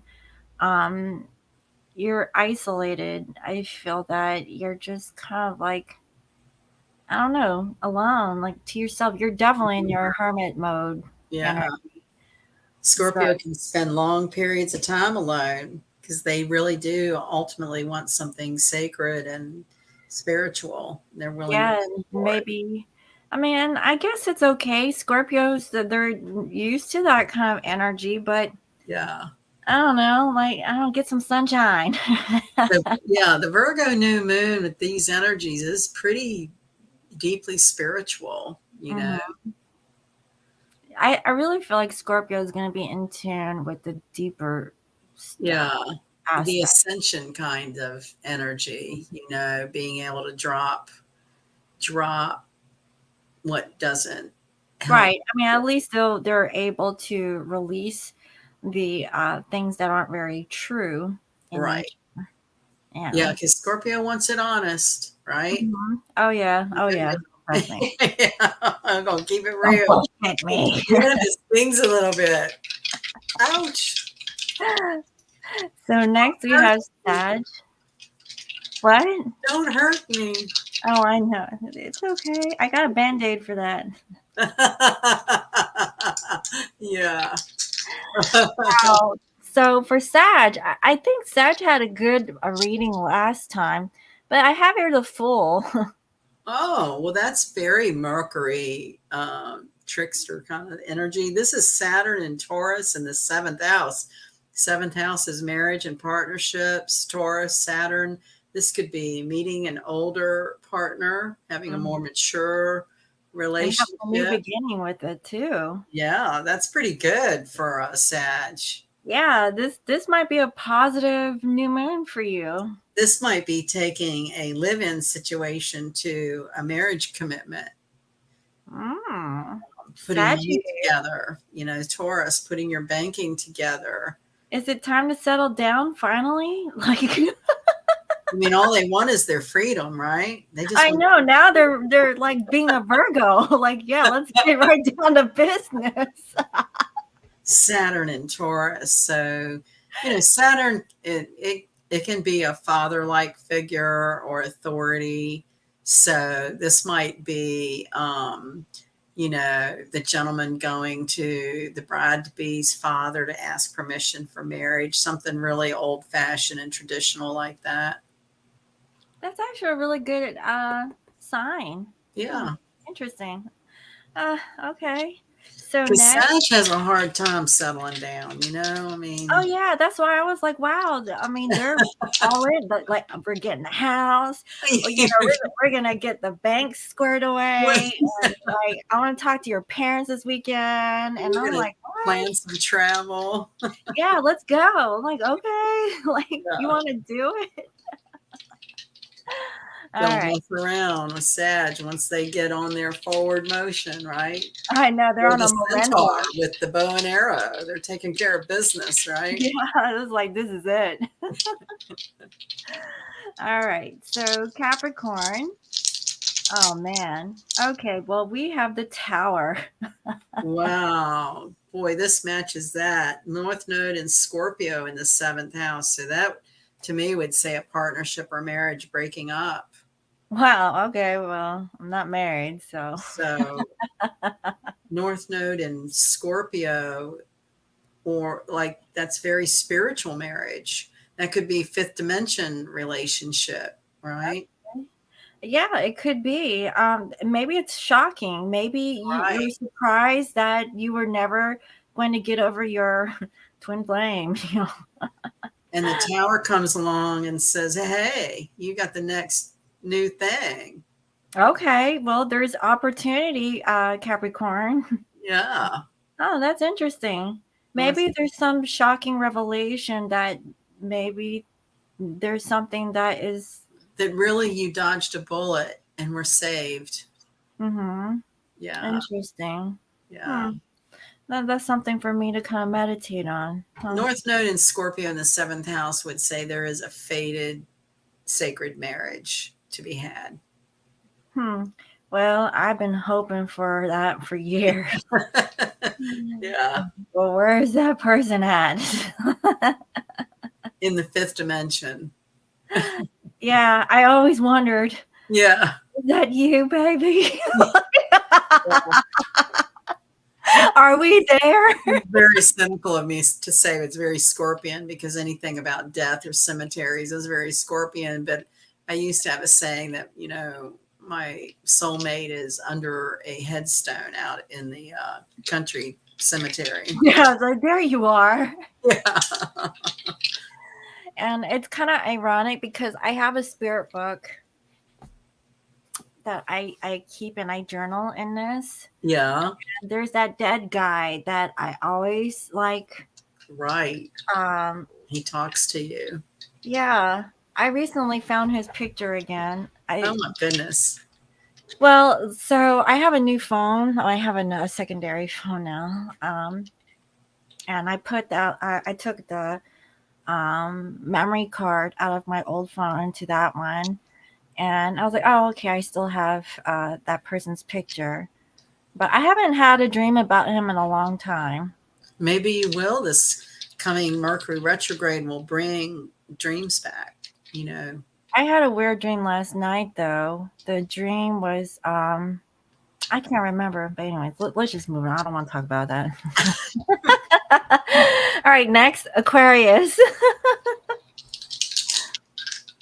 It is the dawning of the age. Oh, Mm, wow. I Wow. have here a Queen of Swords in reverse. Boy, I have Pluto and Capricorn in the first. That's not fun for Aquarius. No, this is Yeah. like either being cut off with That's um, learning major lessons. Yeah. Aqua. Now, I haven't done Aquarius's general like September reading yet. Yeah. Um, I'm doing that after we go live today. Okay. That's really tough energy because I feel like there's either some ghosting or like Wow. just not really getting the truth from a particular person. Like, was there manipulation going on? Like, it's just is not. Pluto and Capricorn is hard. Those are hard lessons to learn and doing without, you know. Maybe this is that lesson that you need to know by the weekend that maybe this is for your own good. Oh, Like, yeah. maybe it's not meant to be with this person. A next step in ascension, that purification process. Yeah, maybe it's just time to let this one go. Pluto in Capricorn says, what are my value systems? Why are And you attached to it? yeah, yeah, Time to cut it off. yeah. Could be change in the home, first house. Hmm. Could be change with the physical body. Yeah, that's a lot. So you might be in your head a lot this weekend also. Aqua. Yeah, They take might it be very they might be very, they can be very detached anyway, but they may be even more so isolated for the full new moon energy. back. That's okay. Join the club, honey. Yeah, we're all in our little cave. I was like, oh, you and your queen, me too. Yeah, yeah. Maybe like smoke signals from cave to They cave. may need to smoke some just to lift their spirits up. Like shit. They're having a rough I don't weekend. live where you live. I don't know, man.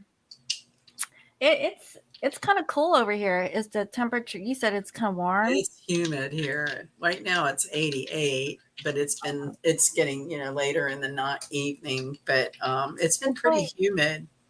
it's like up. It's hovering around the 90s every day and, humid. I'm not complaining. It's like upper 60s, Yeah. lower 70s.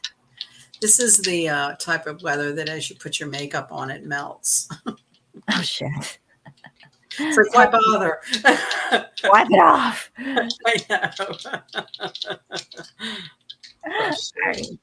Yeah. So, last but not least is my pussies. Yeah.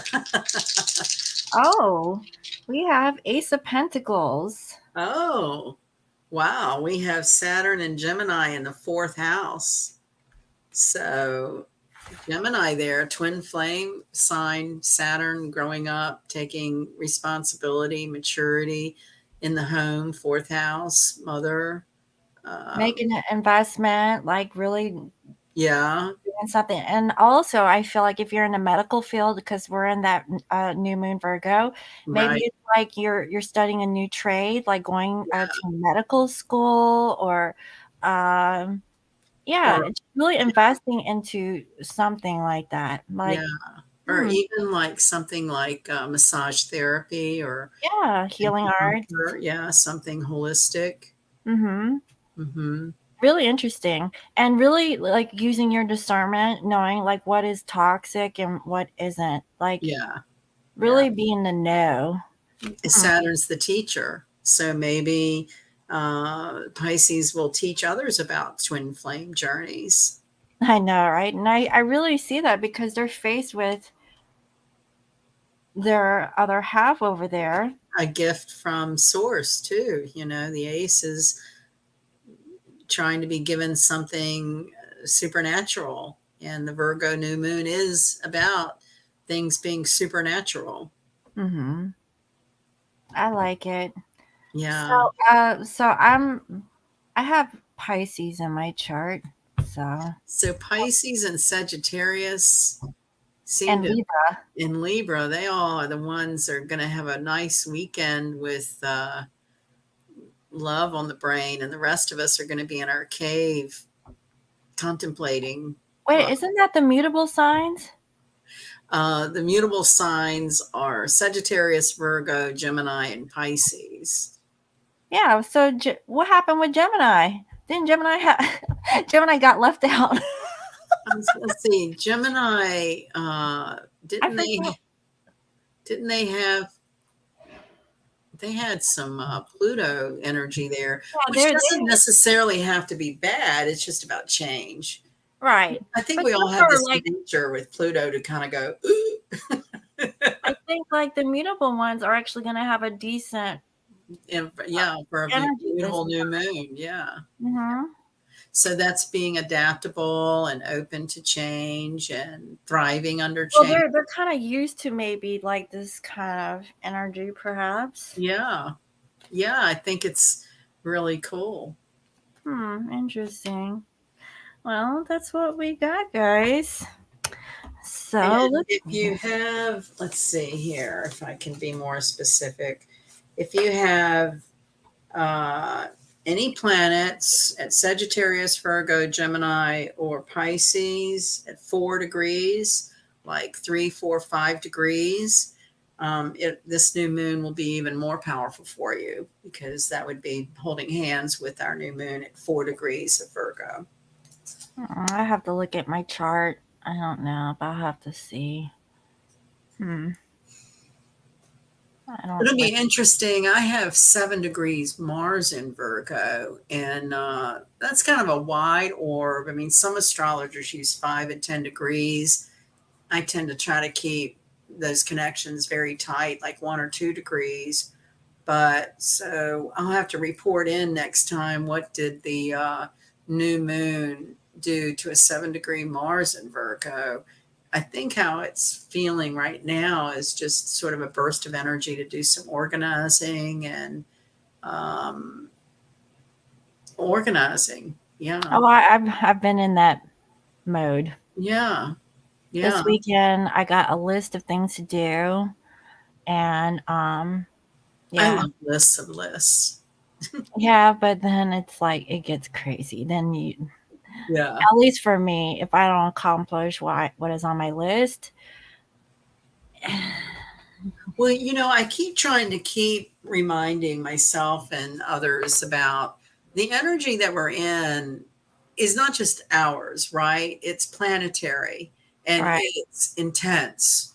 So, doing a few things on the list and then diverting or getting distracted is okay. It would be natural. oh We yeah, like need tonight, energy to I'm stay. definitely watching some dramas. Oh, good. Do something Yeah, relaxing. because I've been working every night. Like, Yeah.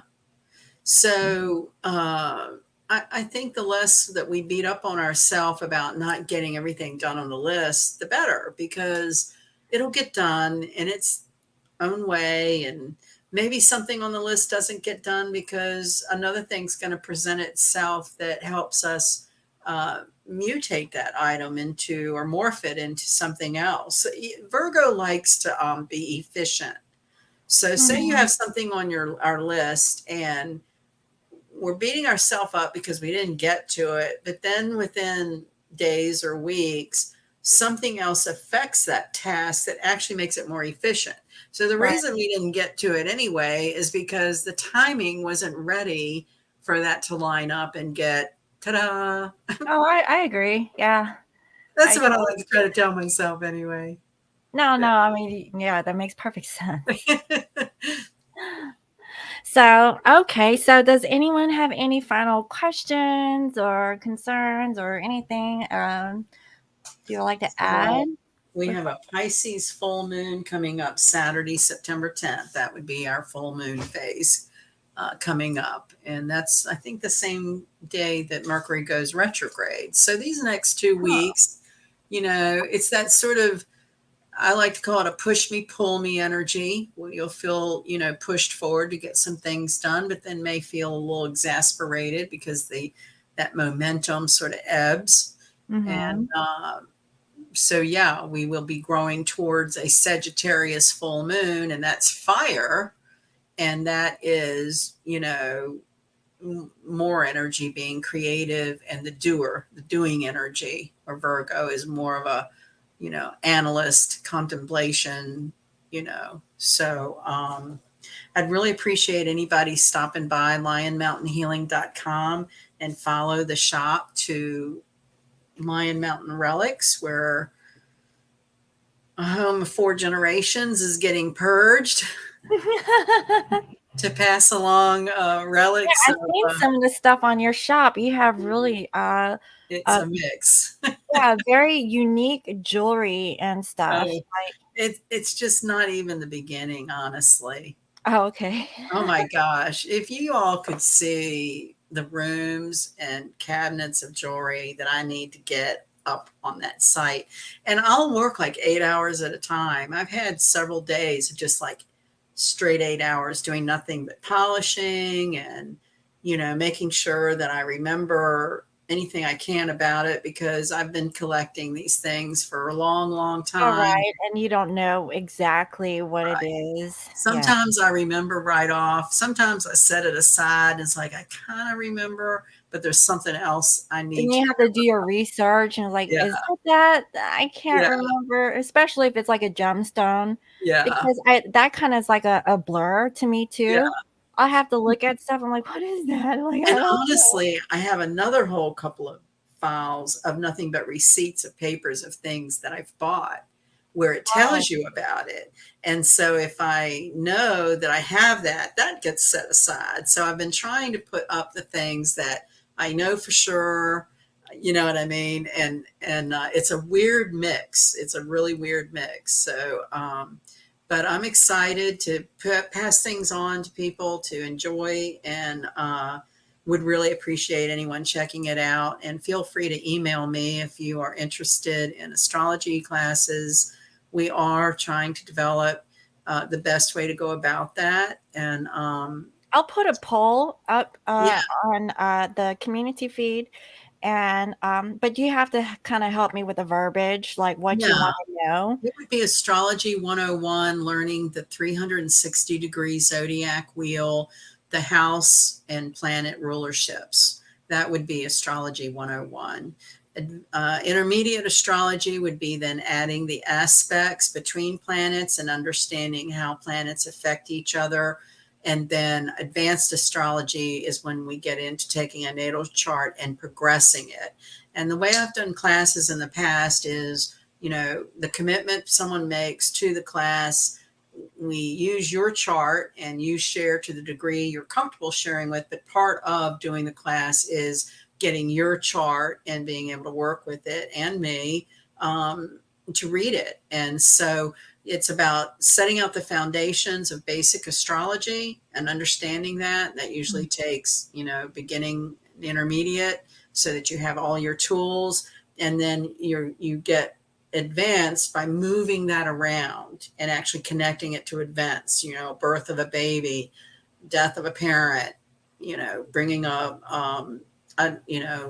moving homes or whatever. So yeah, I wanted to just step off and do a North Node class. And then when I started thinking about it, it wouldn't make any sense until people had the basic foundation of what are the planets, houses, the wheel. What does it mean when we say 10 degrees? Where is that, visually? So I have everything like physical. Mm-hmm. And so trying to figure out converting that to digital, but I'm almost, I was going to play around with like putting a screen up and doing it just the way I've always done it, like video Like a class. projection screen or something like that. I have all of that. Oh, So you have one? I do. That's how we used to do it. So Oh, well, damn, break out the dang. yeah, I know. It didn't sell at the yard sale, so I'm like, well, maybe I'm supposed to still use this thing. Well, It's yeah, we can do projection screen. Yeah, we can do yeah, that. yeah. So, but I need to have, like an idea of people interested. I'll do a class, 3 or 4 people, Well, 10, I'm 15 interested. I people. want to know because I don't know how to read charts. I know I have one. So, Again, my email is lionmountainhealing@gmail.com, and would love everyone's feedback and input. And I do want to pin it down. I'm really not putting it off. It's just my Virgo, Mars, and me wants it to be perfect. And I'm doing my analysis and critique and Well, now's the time to get get spruced it, up. yeah, get it organized. Yep, yep, that's what we're doing. And I guess, Shabaka, I need to read how to do a YouTube channel. Hey, I could do a channel and then have you Well, on as my guest. yes. Well, the Yes. thing is that you already have a channel. Your account is your channel. Really? Yeah. So whatever you put your name, you change your name, or you could. I mean, some people do this. You can create a new channel. You have to, sign up with your email Oh, address. I see what you're saying. I see Yeah. what you're saying. Okay. Yeah. So you just put videos like anybody else. Everyone has the ability to put up a video.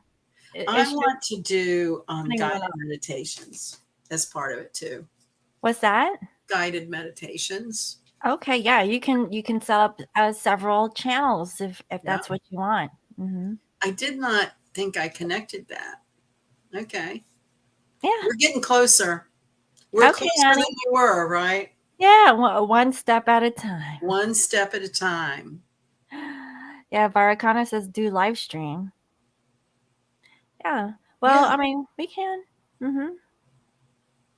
Huh. There's so many ways to go about doing stuff. It's just a It's matter of overwhelming. Yes, it doing is it. overwhelming. Yes. Yeah. And sometimes what we ever planned, it doesn't come out according to our vision, but that's okay. That's where we learn. And I tell you what I'm excited about the most is getting clutter out of my house, right? oh yeah. Feeling clear, and this process is also about bringing out, I have a lot of great vintage astrology tools to share with students, like really cool charts of how the body fits into the chart.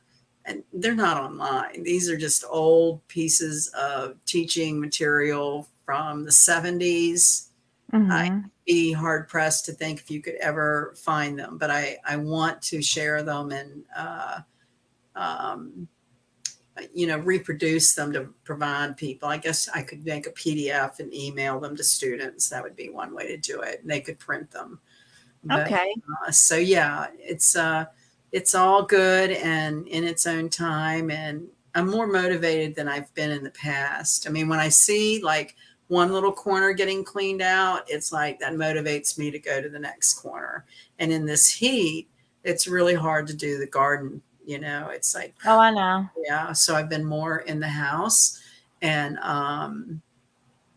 so yeah, this is great. I appreciate everyone's input and feedback, and really look forward to sharing what I consider a really interesting language in the way it was taught to me, because astrology in ancient times, and I don't know how the computer internet world is changing this. I've seen it change a lot, but in ancient times, astrology has been carried on by the word of mouth, by astrologers teaching it, Mm. right? It's not been a college course. Well, I guess now there are college courses, but I guess when I first started studying, my teacher, it was all about generations passing it along to the next generation. So I'm really feel like it's part of my mission here for anyone that's interested, that wants to know astrology, that I need to share everything that I've learned. And it's to me a very fascinating study. You never learn it all. And when people are willing to share their charts and talk about their life, you can actually see in the chart, that aspect represents that. And, I read charts all the time, and I'm always learning something about, oh, well, that person's computer um, crashed. That's Uranus squaring their Mars. Okay, that's another interpretation for when I see Uranus square Mars again. So it really is an ongoing sort of practice of just watching people and behavior and the planets. So if you're a people watcher, it's pretty fun stuff. Which I do. I do. I love just going somewhere and watching people. I don't have to do anything. Just It's like, yeah, that's such and such. You know, like, people okay. are so funny. Yeah. Well, on my sage wisdom about love and relationships as we conclude our evening, I will say this. I had a boyfriend when I was 20 years old, and I swore I would never be able to live in this world without him. I've lived without him for a really long time and been fine. So that's how delusional I was at age 20. But one thing that he said that I've always remembered and used and passed along when you're feeling struggle, if you're feeling lonely during this Virgo new moon, and or forlorn about relationships in general, just remember this, and that is people are really very funny, and we have to keep our sense of humor. We get way too bogged down with how we project and feel and think and judge, and just keep a light in your heart and a faith that you'll be exactly where you need to be at the right time, and keep our sense of humor. And that's, go out there, look up more about Hyoka and the sacred clown. It goes more into about these contradictions about, our spiritual journey. We need to keep a sense of humor too, because it can get really serious. And, uh, this is darling. Millionaires don't need astrologers, but billionaires do, supposedly said by J.P. Morgan. A lot of great leaders, supposedly consulted astrologers about their strategies and things. So, I know that this is off topic, and I just remembered about it because I saw something about it last night. But remember the statue, the Robert E. Lee statue that was in your home state, and yeah, they removed it. yeah. There was a thing that was buried under that statue. Did you know that? I heard something about it, but I was so upset about how they were distorting all of the history. I couldn't watch it really. Okay, what they found in the box was Capsule. Was it a time it was capsule? a time capsule. Right. Okay. And in that capsule, there was a list of like commanders, military officers, and also Astrologers. no, Oh. the Templar Knights. Oh, yeah. The actual list of them. Yeah. Cool. Cool. And it was all hidden in there. And yeah, there was a picture of, I think, Abraham Lincoln in his coffin, and then there was like this medal, like an emblem. And I don't know what medallion thing that was, but it looked like a cross. So that could be in regards to like a historical reference of like what the symbolism is on like what that little piece was. Yeah. But yeah, I found that was really interesting, and not all the information was disclosed towards the public. Wow. And I found that it was like really weird. Like, who would have thought that there was something under a freaking statue, like, and they decided to remove it, right? Because it was a symbol of all this, whatever they think, yeah, whatever that was made up. Yeah. Well, there was a movie that came out. What was that movie about Lincoln, the vampire slayer? What? It was about Abraham Lincoln actually hunted vampires. So you said he had a cross in his coffin, right? A picture of it. Well, it wasn't okay. So it's hard. Like, let me draw it. The cross looks something like let's see. Do I have a pen? The Knights of Templar is really interesting. It was because they had names. Yeah. And And so like it was they hid it in that little thing.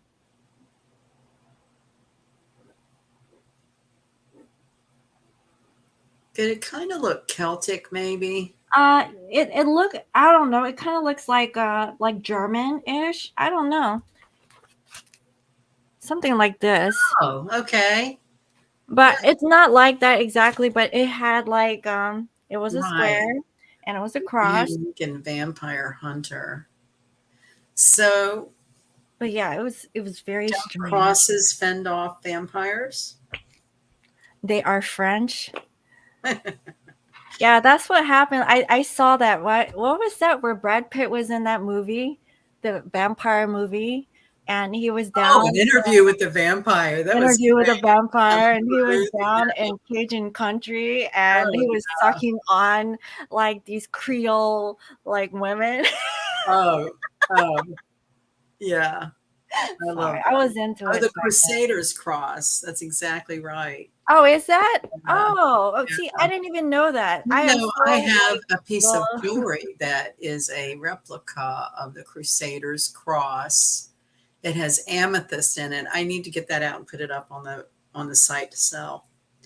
Um, so a long huh. time ago, and I won't bore you with the details, but suffice to say, I was having a conversation with one of the local police officers, and where I was joking because there's Hollywood Cemetery in Richmond, and one of the folklores is that one of the mausoleums was always vandalized because it was a vampire, right? And that's just been a long time folklore. And I was discussing this with a police officer one time, and he got really serious. And he said that you would not believe what is in the alleys at 3 a.m. And through some of the unconventional, off mainstream, is that there is some sort of immortal that lives. That yeah, that is again part of this whole thing about other species among us and other. It's kind of strange and ironic that because of your given location, Yeah, I just find like I find it's highly probable. it's really weird because again, it goes back to Hollywood being fantasy, but maybe we're coming into times that it was right in our face, and maybe not all of it was fantasy. Maybe Mhm. you know Well, they're spoon feeding us all of this dialogue and visuals, and it's X Files legit. territory. Yeah, yeah, X Files, yeah. I used to yeah, watch X Files all the time. yeah, yeah. And didn't you always want them to be romantic, the two detectives? Like we always Oh wanted to put yeah, them together, right? yeah, always. It's like, Yeah, come on, when are y'all gonna, I know. get So it it's just in on? our nature to want to love and be loved, and always searching for that connection. Yeah. Yeah. So, yeah, So that's very pretty much. good. I have done some research on the Templar Knights in the past. I'm inspired to want to pull that out since you brought that up Yeah, I had no idea that was the what did you because call it? they were the Crusaders cross. Mm-hmm. So they were also thought to be species from other planetary galaxies, right? Right, it was called the Aryan. Well, so I Right. watched this guy. His name is Robert Seffer, and Yeah. he's like a anthropologist. And I really Yeah. like to listen to him because he goes off about history and about people and things like that. And that's how I came across that thing about Robert E. Lee and Right. about how like corrupt the whole Catholic. Um, thing is, which yeah, I won't go too deep into that, Yeah. right? Yeah. I don't know. I'm game if you're game. Anyways, Just yeah. not like what, let's see in the chat, like it's not what we think. Reality is a lot stranger than what mundanes Well, believe. from what I know, from what some sources say, is that the reptilian or the reps are the monarchy. Oh, yeah, yeah, you're right. Yeah, yeah. Yeah. That's why they're like giving us like bugs for protein replacements because Gosh. Unbelievable protein powder, crushed bugs, dehydrated bugs processed into protein powder. Who knows? It might already be in our food chain for all we know. I mean, it probably is. I mean, because we're not there at the factories. I mean, maybe a cockroach got caught up in It, some. it feels like there's definitely been a lot of synthetic ingredients in our food where, corporations have taken over the family farm and manipulated those mass production kinds of ways to produce a lot of food, and it's lost its nutrition and quality along the way. It's very frustrating because just like you talk about seeds, well, if you're not planting organic seeds, is the produce from Well, I that mean, you seed can plant organic seeds, but what about the soil that they're in? right? I Yeah, mean, is it contaminated too? exactly. And what about the rain that we're Comes being down rained on? That exactly must have like been through like the period of chemicals. osmosis and like like the whole cycle of how rain comes down, like it all goes into our streams and back around. And around we go. Yeah, and then who's gonna stop those people creating those chemicals? So Chewbacca says red dyes are usually a bug made color. Do y'all remember the whole hullabaloo about M&Ms, and they stopped making red M&Ms because the red dye was, carcinogen. And then somewhere along the way, they miraculously celebrated making red M&Ms again. I mean, it's just crazy. It's crazy. Well, I know red dye isn't good for anything. I have like this on my arm. It's pink, but let's just say it's red. It's getting there. I mean, but it's not really good for you for your You skin. know, it's interesting when, like, if you were to grow blackberries or cranberries, when you pick them, they leave that color. The Indians used the berries on their different hides and stuff to paint.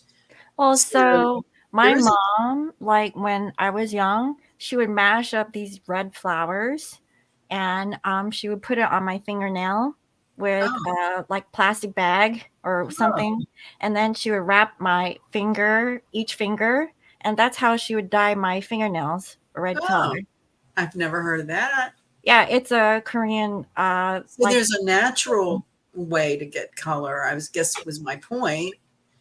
So it's not all bad. We're just in these sort of upheaval of times of, coming into the fall equinox. We're going to touch back with that Uranus Saturn square that's made a couple of passes in 2 years. And that, unearths more, more information for us to process, more, believe it or not, or more, wow, I thought that was one way and it's been a totally different way. So Mhm. there's still more of that to come, which, I think that's why meditation and having spiritual tools and practices to try to keep some levity in the vibration, and not get too freaked out one way or the other, but just try to be watchful of how you're responding to information and Laugh like ha ha. yeah, use your heart and intuition to, what resonates with you. And yeah, there's a lot of shifts going on. It's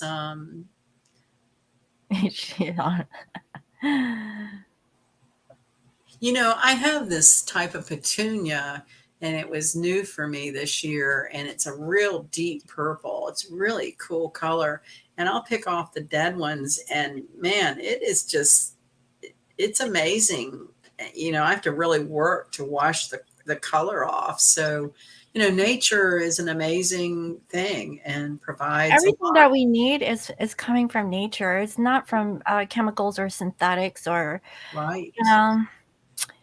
It's just we became I don't know. more commercialized, wanting to have things like really quickly. And that was the whole thing about like agriculture and things like that.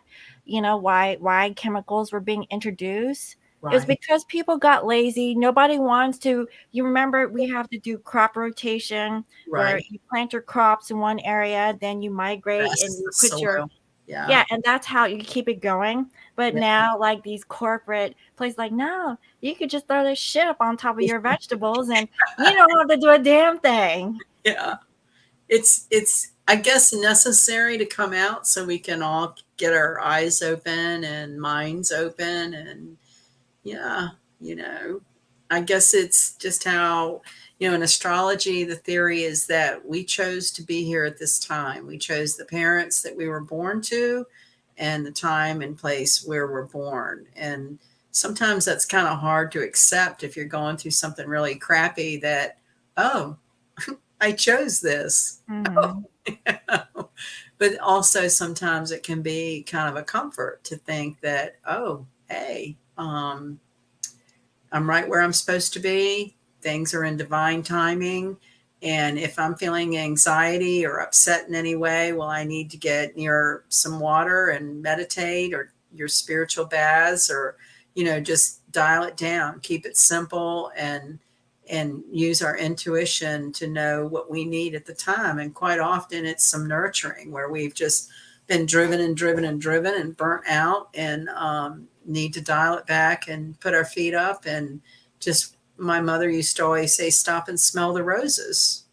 And sometimes, like, the Tower card represents, like, you're not stopping to smell the roses, you're trying to force things in another direction when the universe wants you to, sit back, be watchful, and enjoy yourself. This is not supposed to be an arduous journey, Mm-hmm. in my opinion. Well, yeah, I mean, I get that too. Like sometimes we're so stubborn, Oh, and yeah, and we have some fixed energy in our charts, and sometimes we just, very hard-headed. Yeah. don't want to listen to what other people have to say. But you know what? Universe is gonna make sure that you get it right. It's really weird that way too. And almost the more you don't care, the more the universe will put in front of you to try to figure out. It's Yeah, it's just like free will. Everyone has free will to choose, but universe will actually come through. Like you can, okay, you want to do this, go ahead. well, But and that makes me think of something that's worth mentioning going into the weekend too, is triggers. Like, Mhm. if the universe has put something out in front of you, maybe it's just to see if something triggers you. And like in the twin flame journey, there's a lot of triggers. And I believe that until you're no longer triggered, can you really give yourself a mark in the column for something's been healed? Because as long as we're triggered, we're still needing to do some inner work. And it Right. feels really good when something will repeat or present itself that's triggered you in the past, and all of a sudden you're kind of like, da, da, da, da, da, I need a fingernail file. Oh, that, oh, Yeah, okay. yeah, that was weird. Like, oh, okay. Like, were you But knocking? Like, I know it's interesting. To me, the more watchful we become of our surroundings and environment, instead of feeling like we're in the thick of it and somehow have to orchestrate well, anything. you have to kind of laugh it off, like what you say, and Yeah, go, well, I yeah, got it. Thanks, yeah, universe. right. The contrary warrior. That is if I had two words to say about this weekend's energy with the new moon, and I'll just recap it briefly. It's a 4-degree Virgo new moon, and it's being squared by Mars and Gemini, with an in conjunction to Jupiter and Aries. That Hmm. is the contrary warrior. It's deeply spiritual, deeply spiritual. And Virgo wants to purify. Virgo wants to get real to what really matters and be efficient about it. Not a lot of time to waste. That kind of Well, energy. I'm all for that. That sounds Me like too. my cup of tea. Yeah. I've been feeling it. And other than that sort of sluggish feeling of Mercury slowing down and maybe Well, not I'm having, definitely feeling that. where the Mercury is going retro soon. So everything is slowing down, but with a good thing. Like I feel like I'm where I need to be, like you say. Yeah. There's things that I have on my plate. I'm Yeah. slowing my focus down where I knew that I need to get some stuff done. Well, And and Mercury retrograde, another reminder notice about it, it's a time, not necessarily to not go or do anything, but whatever you're doing to double check your details, mhm. like double check your reservation, double check your figures if you're working on financials or something to do with numbers, checking back over your work, because Mercury retrograde ultimately manifests as like a blind spot in our mind, right? Mercury rules how our mind works. So while it's behind the sun, it acts as if we have a blind spot, and it doesn't mean anything other than read the small print and double check what you're doing, and to slow down to do that. Take the Oh, time right. to double check over, what comes to mind is like, you're in college writing your thesis, and, double check that thing for typos and grammar. And, that's kind of what we're doing in life with Mercury retrograde, is we're just reviewing, slowing down, paying attention to the details a little more, because it's easy to kind of miss over something while you have that blind spot in your mind. That sounds good. I'm So all for it. yeah, I think it's, we're coming into an interesting fall equinox, and uh, 2023 really is going to change up our energy, and it's for the best. We have to purge and get rid of the icky stuff so that we can make room for the new stuff.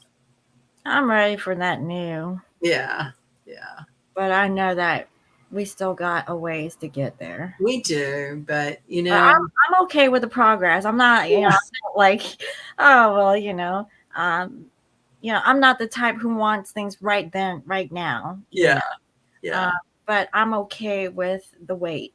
Making progress is a good place to be, where you feel like, a step at a time. How do you eat an elephant? One bite at a time. Oh, okay. Yeah, because that's where we get paralyzed, right? We get overwhelmed because our list and our lists of lists are just like, well, we're never going to get all this done, and this is overwhelming, and oh, let me just go sit here and vegetate because I'm overwhelmed.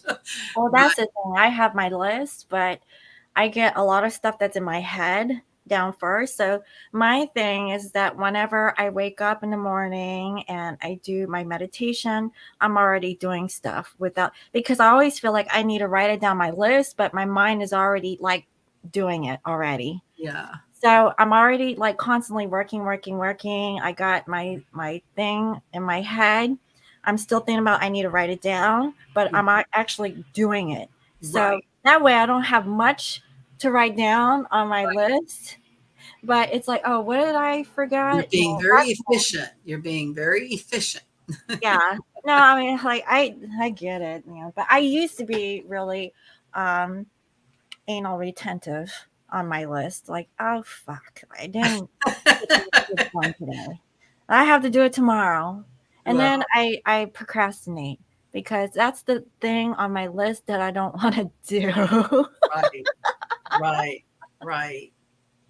Well, I guess my mom and dad are nearby in spirit tonight, because I keep hearing their little ditties about life and philosophy. And what my dad always said was, do the hardest thing first on your list, and then everything else is easier. And it's the God honest truth. It is the It truth. is the truth. The thing that makes you feel stumped or procrastinating, if you'll just go ahead and do it, then everything else just seems to flow. But it's like, Mhm. I'm hard headed. I'll put it off and put it off for days. And then finally, when whatever it is, it's usually some kind of paperwork I dread doing, uh, Mhm. you Mhm. know, and I then have it's, that. yeah, I have yeah, that too. yeah. So Keeping things renewed, and, all that sort of matrix stuff. Yeah. got it. Yeah. Da da da da. Yeah.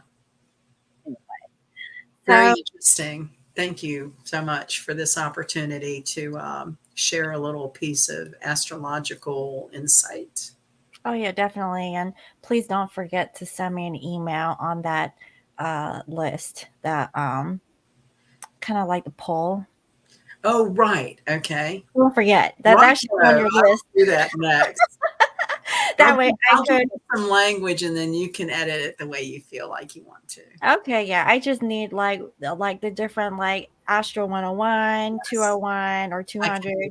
and Yeah. then final course and then graduation, where Okay. we get to do like real like workshop type stuff, Let's with. see. I'm trying to remember. What did we do for a little? Well, actually, I used to print these certificates. Yeah, I The- want a certificate. I would hang it up. And yeah. I went to Lime Mountain Healing School. Yeah. Yeah. And that brings me to mention, someone asked me this recently, so I'm going to just say it. Yes, I do gift certificates for readings.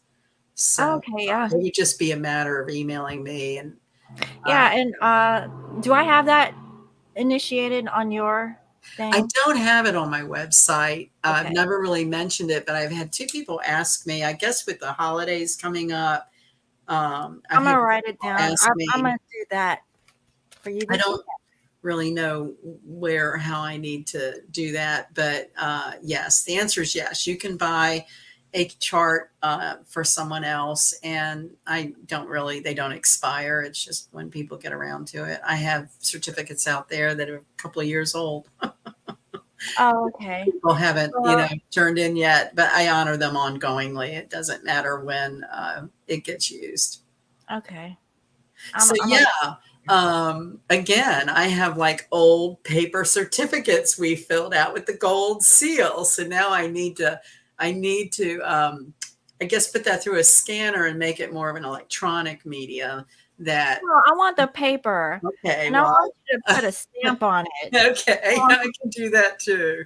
And I do appreciate the opportunity. Like I said, part of my role is to try to get off my mind the astrological information I know and share it with others to carry it on, because that's what is believed that it is something that's carried on from generation to generation. So Okay. Well, that's really wonderful, and I'm excited for that. So, I'm going to put something else to poll people on, because this would be really, so everybody's so reliant on computers now, right? I'm mhm. curious if anybody would really like to know how a chart is calculated manually without software. I mean, that's how we did it before the 90s, right? So that that's like an 8-hour class just to calculate one chart by hand. Okay. A lot of math, a lot of math. Good. Have to be into math. I don't think anybody would be interested because we're so reliant on computers, but I've always been curious, if the computer grid crashed, how would somebody do a chart if they didn't know how? Okay. I think that would be like a bonus class. Yeah, that would be, I'm a glutton for punishment class because it's all math. I, sh- I suck at math too, but I know how to do this math. I mean, if I can break out the calculator, if we can have a calculator, okay. We really did it by hand. It's amazing. I think about it now and I'm like, gosh, I would need to refresh myself to teach the course. Okay. Because it's Okay. been so long since I've relied on computers, but I do have all of the teaching materials. I mean, that was part of what we did. Very interesting. It's interesting how future proves the past, right? So Mhm. even Mhm. though we're more electronic and fast-paced society, there's still relics from the past that we need for our future. And that's something about Virgo and humanity, right? This new moon really does teach us about uh, the human experience, right? Mhm. Yeah. Yeah, and that we need each other, as connected, not just through robots and electronics and artificial You mean intelligence. like this? How we're seeing each other right now? I think it's kind of cool. I like it. I mean, it is convenient, but like just like to kind of finally meet you in person, that would be really We're cool. going to do that. I'm sure we're going to do that. Maybe one Well, of your first I days. think I need to do another chart because I think I'll be moving back to the East Coast. We know Edgar Casey Center is here, and it is a very interesting vibration toward at the beach. I'm not near the beach, but Mhm. it is a very interesting vibration, and a lot of lottery winners reside in Virginia Beach, Virginia. Well, that's I'm wrong. closer to the mountains, so um, Well, I but love the yeah, beach, yeah, and I like being some of each. mhm. But yes, that is in our future. I have no doubt in my mind. Yeah, because I always say Virginia's for lovers. I'm gonna find my It lover in is. Virginia. Well, your astrocartography map did show Venus coming through the East Coast, right? I showed my friend that map recently, Oh, and I yeah. told her, I said, I'm going back to the East Coast East to find Coast. love. Find love. My Yeah. man isn't on the West Coast, he's on the East Coast somewhere. Because it went straight all the way up from the eastern seaboard from Yeah, Canada it all did. the way down the freaking East Coast. I know it did. Down into North Carolina. I'm I like, know. I was in the right place. I was missing him. Like, where was he? He was somewhere up on the, like, I always thought that he was from the north, like he was a northern guy. Like, Yeah. I was thinking like New York, Pennsylvania, like even Massachusetts. Like, I didn't know where, but I felt like he was up there somewhere. And I was like, well, Oh, where is he? You know? And it was so funny because my friend, she's in Canada. I was like, I don't know if he's all the way in Canada. I think it's too far, but well, we all have to go on our little different journeys. And, there's another feeling of energies this year of coming full circle. So well, I there's, talked about it with my mom. She's going to Korea in January of this coming year. yeah, And I've decided to hold off on buying a house because I keep asking, should I buy a house here? And I kept getting yes, yes. But then it's like, I don't know. I don't know. This place is beautiful, but I don't know if I want to go back to the East Coast also, but it's like I love the East Coast for whatever reason.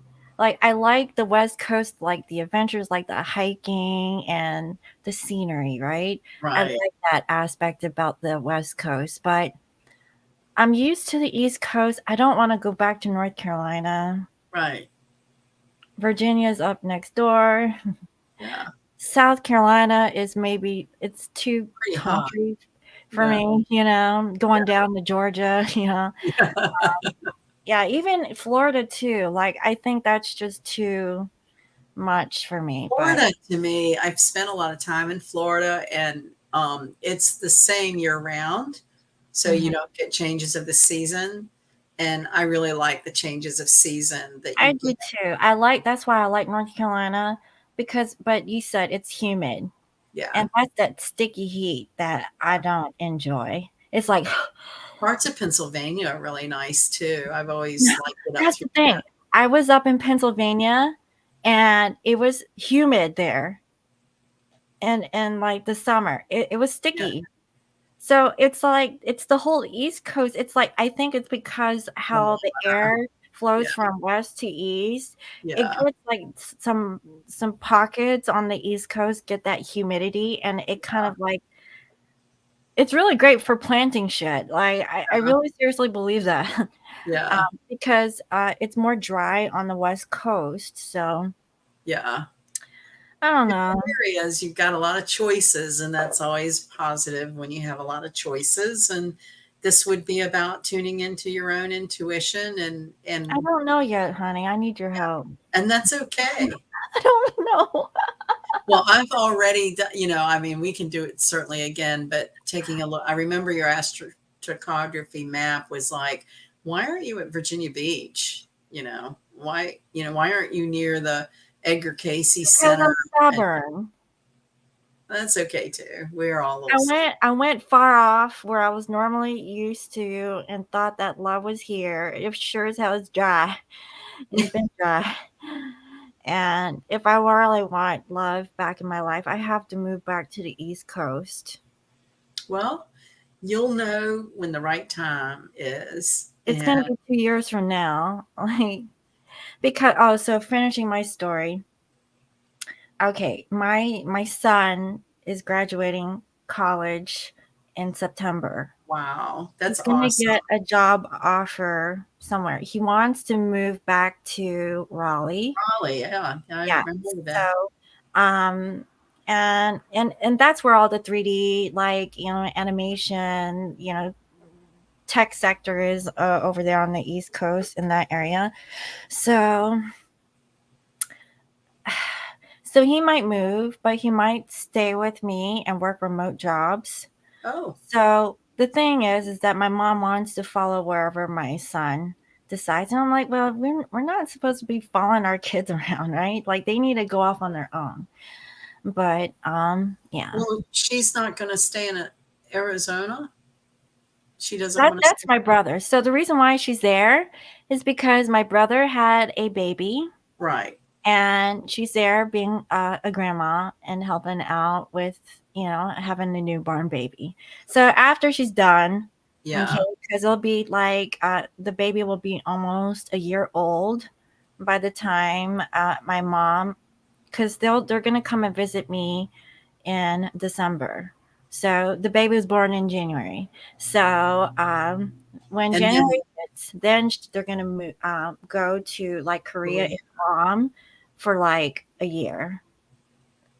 So and after that, they're gonna be coming back. So they're gonna come back and kind of see like where things are at. 2024, we should progress your chart to like 2024 2024, 2025. I want to know and what see what's going on am I then. gonna be married then? Like I want to know, because I ain't find nobody.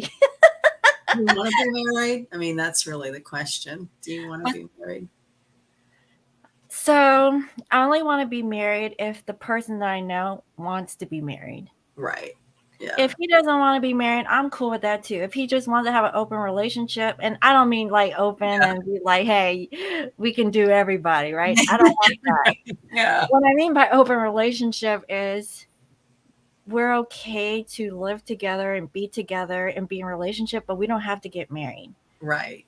Well, I think with the return of common law, if things go towards the direction they're supposed to, there would be no such thing as marriage anyway. It would be common law. Right. I mean, really, it's just a contract, and I'm okay with just living my life And and that's how people were, back before industrial revolution and, you know, these centralized governments is a common law. People governed themselves. And mhm. if you wanted that person to be your partner, then the two of you deciding that your partners was it. In different states still do recognize common law marriage, and some don't. Yeah. Yeah, I'm okay with that because honestly, with my ex-husband, I was with him for about 5 years. The only reason why we got married was because I had a child, and that's what people did is you get Right. married, when you have kids. But Yeah. we never really wanted to.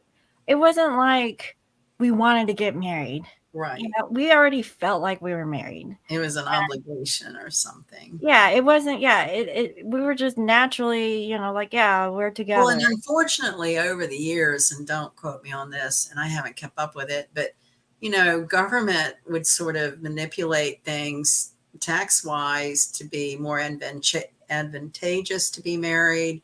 Now it's gone towards like seniors who've been married for 50 years getting divorced because it helps them out with their social security better. I mean, it's just been a huge, That is the only thing that I see what marriage does.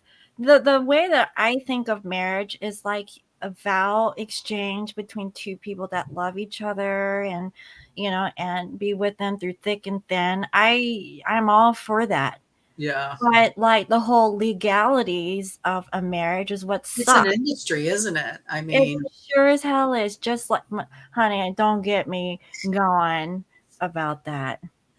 I used to teach ballroom dance, and my partner and I would solicit wedding planners, and Mm-hmm. we would go to these big wedding conferences and demonstrate. And, we wanted couples to hire us to teach them their first wedding dance, or their, what is it, the mother son dance and father daughter dance. And it was a whole industry. If you had catering or something to do, it was one price, but if you said it was for a wedding, it added 20% easily.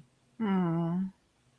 And that was kind of fun for a while. And then I think Thriller came out, and everybody wanted to do like group dances. The romantic first dance between husband and wife kind of went out the window with tradition. I've always liked like bachata or Oh like yeah, sexy yeah, Latin dancing. salsa, yeah, Yeah, like fun. I'm not So gonna. that's another thing that I've done, is taught Tai Chi and dance lessons. And I was thinking, I could do a video of how to do salsa and upload it. Mm-hmm. Yeah, Yeah, yeah. yeah.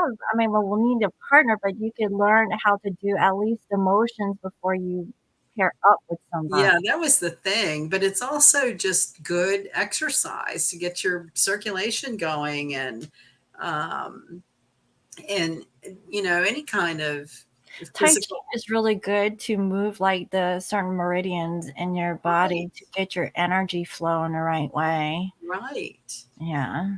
So, yeah, I've had a lot of influx of creativity and wanting to channel it into organized, things. Well, get it This year. going, honey, this Yeah, weekend. yeah.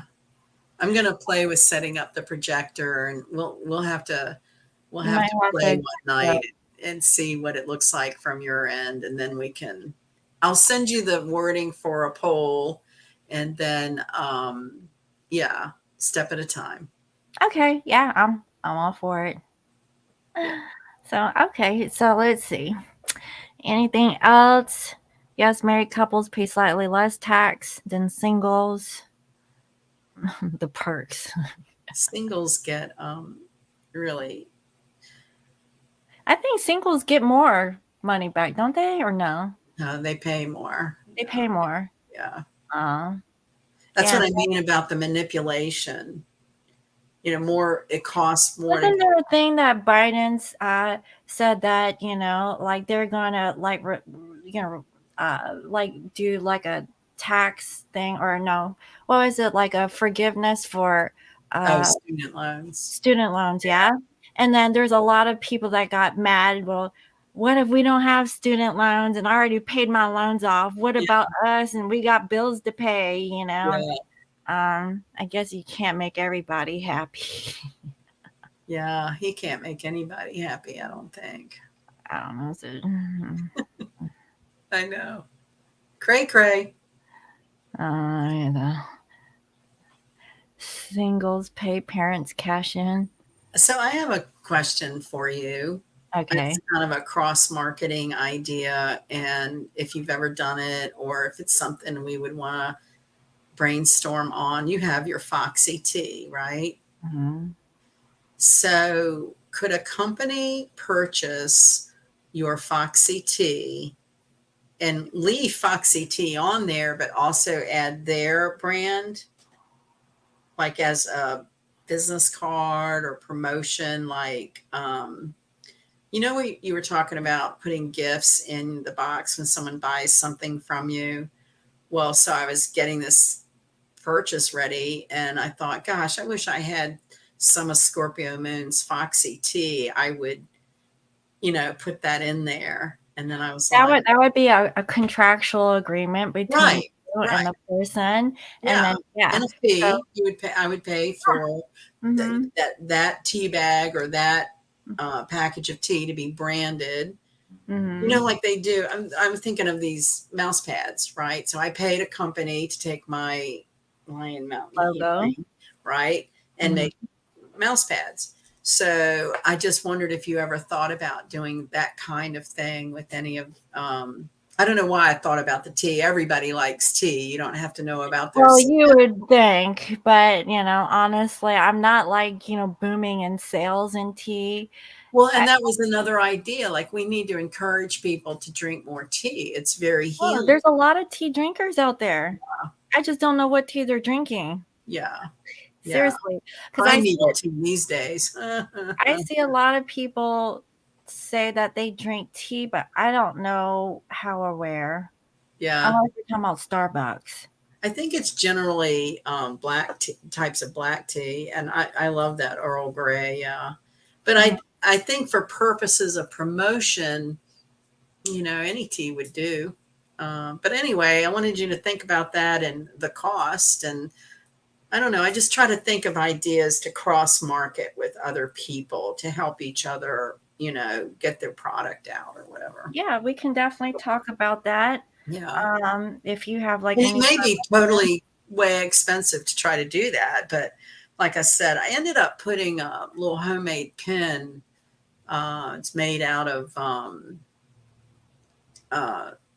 when you can dye fabric using teas, right? Mm-hmm. You can dye fabric and then make something out of it. And I have these little homemade flower pins that were made with basically a type of coffee filter paper that was dyed in tea and then some hand painting on it. It's really very like folklore-y looking and nothing fancy, but I ended up putting that in there. But it made me think about your teas, like maybe I just want to buy a bunch of them to have as gifts. Well, as you know, I always put like extra stuff in my packages to people. Yeah. But just for that reason is so that they could try it out. Yeah. It's like a free like sample or something. Right.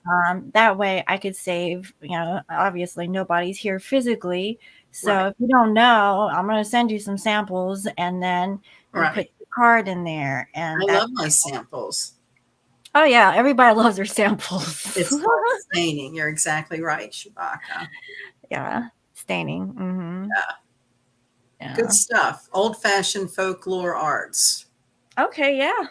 Yeah, I'm all for it. I love tea. I drink tea every night. Yeah, I drink a lot of tea too. It's good tea. I drink my nighttime tea. I don't know. I just love my tea. I drink more of my tea than anybody buys it. Yeah. But that's okay because I like my tea. Well, everybody needs to go to ScorpioMoonIntuition.com and buy some Foxy tea. Yes. Yeah. Bright-eyed and bushy-tailed. Yeah. It makes you feel sexy. The whole thing about my tea line is because I really wanted people to get off of sodas and drinks that aren't so good for you, but also tea has a lot of good healthy benefits. Yes. Great way to detox, right? Yes. So if you want to detox. This is so Virgo that we're talking about this, right? So yeah, I know. For the new diet habits that are more healthy. Yeah. That was the whole thing. And, for people that wanted to really lose weight and have, a hard time of like, burning off like some fat or whatnot. That was my thing. I wanted to change the world by being healthy. And it starts with, doing like a detox. Yeah. And one thing will lead to another. So the thing about the tea is, okay, you're drinking the tea, you're eating healthy. Right. One thing leads to another. You're exercising. You're keeping your body like optimal burning furnace. And then you actually this glow. Okay, I mean, yeah, it's a combination of all kinds of stuff that I do, but it's one of you keep yourself like high vibrational, and you like eat healthy foods, like I'm all about like holistics and a fuckboy repellent. Yeah, honey, you're funny. Yes, honey, I have the fuckboy repellent too. Where is it at? I don't have the fuckboy repellent, but I have the safe version here. The one that doesn't have the language. Oh, It's the same stuff, but I got it. Yeah. Well, but we're good. I'm sure it's time for my dogs to eat. Before we yeah. go, let's see if I can let's see if I can give everyone a shot of the grown boys here. Oh, okay. So let's see, will this work? Oh, they're so cute. So the left, let's see, the one over that I'm tapping, that's Mojo. Y'all remember Mhm. him as a little puppy. He turns Yeah. a year old on the 29th, and his Mhm. big brother Leon. Leon and Mojo. Do they Oh, not look ready for adventure or what?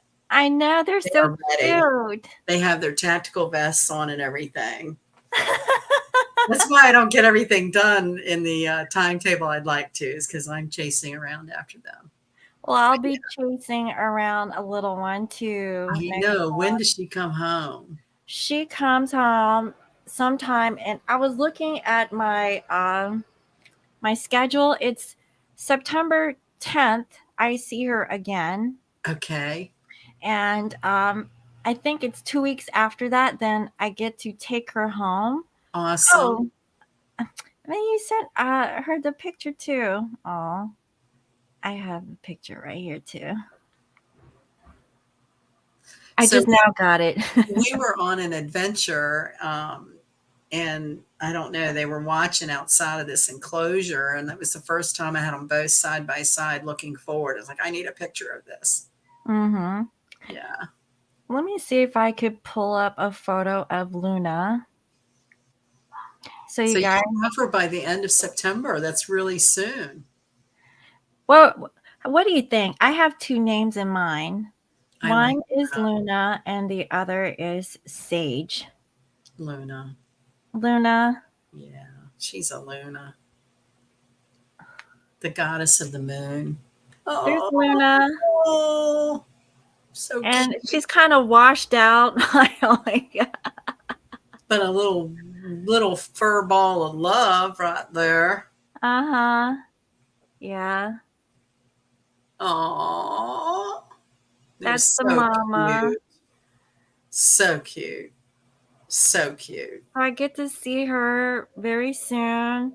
I think it's Nice. September 10th. Yes. There's the face. Oh, I don't know. I'm trying to get it to where the glare. just as cute as it can be. She can be. Yeah. So she's different than the rest of the litter. The rest of the litter are what I'm normally used to. And I'm not used to having a girl dog. So Yeah. the girl pug doesn't look like the boy pug. And I think you kind of know that with breeds. Yeah. I really love the boy pugs Yeah. because that's the pug that you see, like, that has like the markings and the Mhm. squishy face. But the girl pug is not as wrinkly and cuddly looking as the boy pug. Okay. I know, right? I'm going out of my usual type, Yeah. what I want in a pug. I don't know if Yeah. that makes sense. But she'll change as she matures and grows up, I don't know. Like, I've seen the mama pug, Yeah. and she doesn't look that. I've seen the boy pug, the daddy pug. Got The it. daddy pug is what I like Oh, I see. in I the know what pug. you Like mean. the wrinkles, they got the squishy face, they're Yeah. and the double curly tail, Yeah. and yeah. So I cried when I saw the boy pug because he reminded me of my Teddy, Yeah. and the mama pug. I don't know. I mean, she's basic. I hate to say that, but for Well, whatever reason, in nature, the male is always more dramatic, right? I To know. appeal to their mate, and the Mhm. female, in all animal breeds, the female is less noticeable, I Attractive. think, to protect the reproduction of it all. You know what I mean? Like they're the ones with the litter, and they're not, maybe could be camouflaged in nature easier. It's something in all breeds. Male birds are more dramatic than female birds, and I don't know about kitty cats, but I mean, it sounds like nature. I know that I've had both male and female dogs, and I don't know that it's necessarily a gender. I think they all have their own individual personality, and whichever one you bond with is the one for you. Well, when I had this puppy in my arms, it was shaking. Aw. So I didn't know if it was because of me, and I felt a little insecure. I was like, You don't want me?" Um, But I it's a looked at little the baby. other one, and I looked at the other one I was looking at, and that little pug was velcroed to the carpet, and I'm like, "Okay," I'm trying to reach for it, and it kept trying to grab it off of the carpet, and I'm like, I felt weird, but Yeah, then I saw Luna. She had the cutest little face, and she's the pug that's a little more lighter in color, right. which I know that, And your dad picked her out too. yeah, he did, but I like the brown pug, the one with the markings and stuff. This one is going to be light, and she might not have all the pug markings. You know what I mean? Like a typical pug. It's going to come out more creamy But and what light. about her disposition? Because that accounts for a lot. She's just very timid. I don't know. That's why I was asking you about her chart. Is she Oh, more Cancerian? Like, am I going to be so between two patient? different days in that span of hours, I could do a chart and not be She's her. like a in between, like a Leo and a Cancer, and I'm like, I want her to be more Probably leaning Leo. more towards the 20th would be more Cancerian. That's why I want it. The breeder has that date. That's why I'm willing to wait. I'll Yeah. wait, and when I see her next time, I'll ask her. She'll keep But changing. I mean, some of that creamy color hair might fall out and it be darker. I mean, they're always changing when they're little like that. what I really feel is that I think it was the whole timing of this. I wasn't planning on getting this pug. Yeah.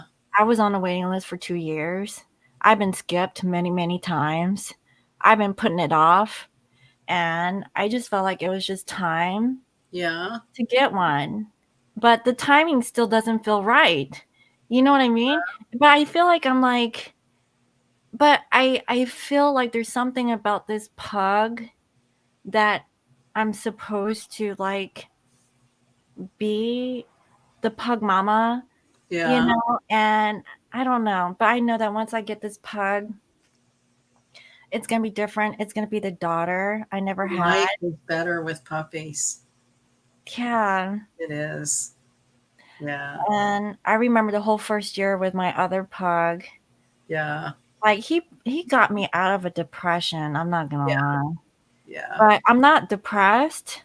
So it's like a different feeling with this one. Yeah. As it should be. Yeah. Yeah. I don't know. I'm prepared. I'm ready for this one. Yeah. That's why I wanted to get your opinion on the puppy bowls and stuff like that, but we can talk about that later. You don't have to talk on now. Yeah. I mean, I know that you have to go and I have to go, and I really appreciate everyone who is sitting there in this I chat know. talking about. I know. My dogs need to eat. They're probably wondering where I've I'm hungry myself. I'm Yeah, like I do starving. too. I fixed something, but I didn't have it, so I'm going to reheat it. And I've so enjoyed this, and So, we'll correspond some more and have more good information into towards the September full moon. And again, thank everyone for your time and energy, and God bless you all. And we'll resume this craziness very soon. mhm. And I'm going to Yes. say good night. All right. And Okay. thank you Thank for you being here with guys. us. Write And to me, okay? Come to lionmountainhealing.com. All righty. Bye all right. now. Bye Bye. bye. All right. Thank you all.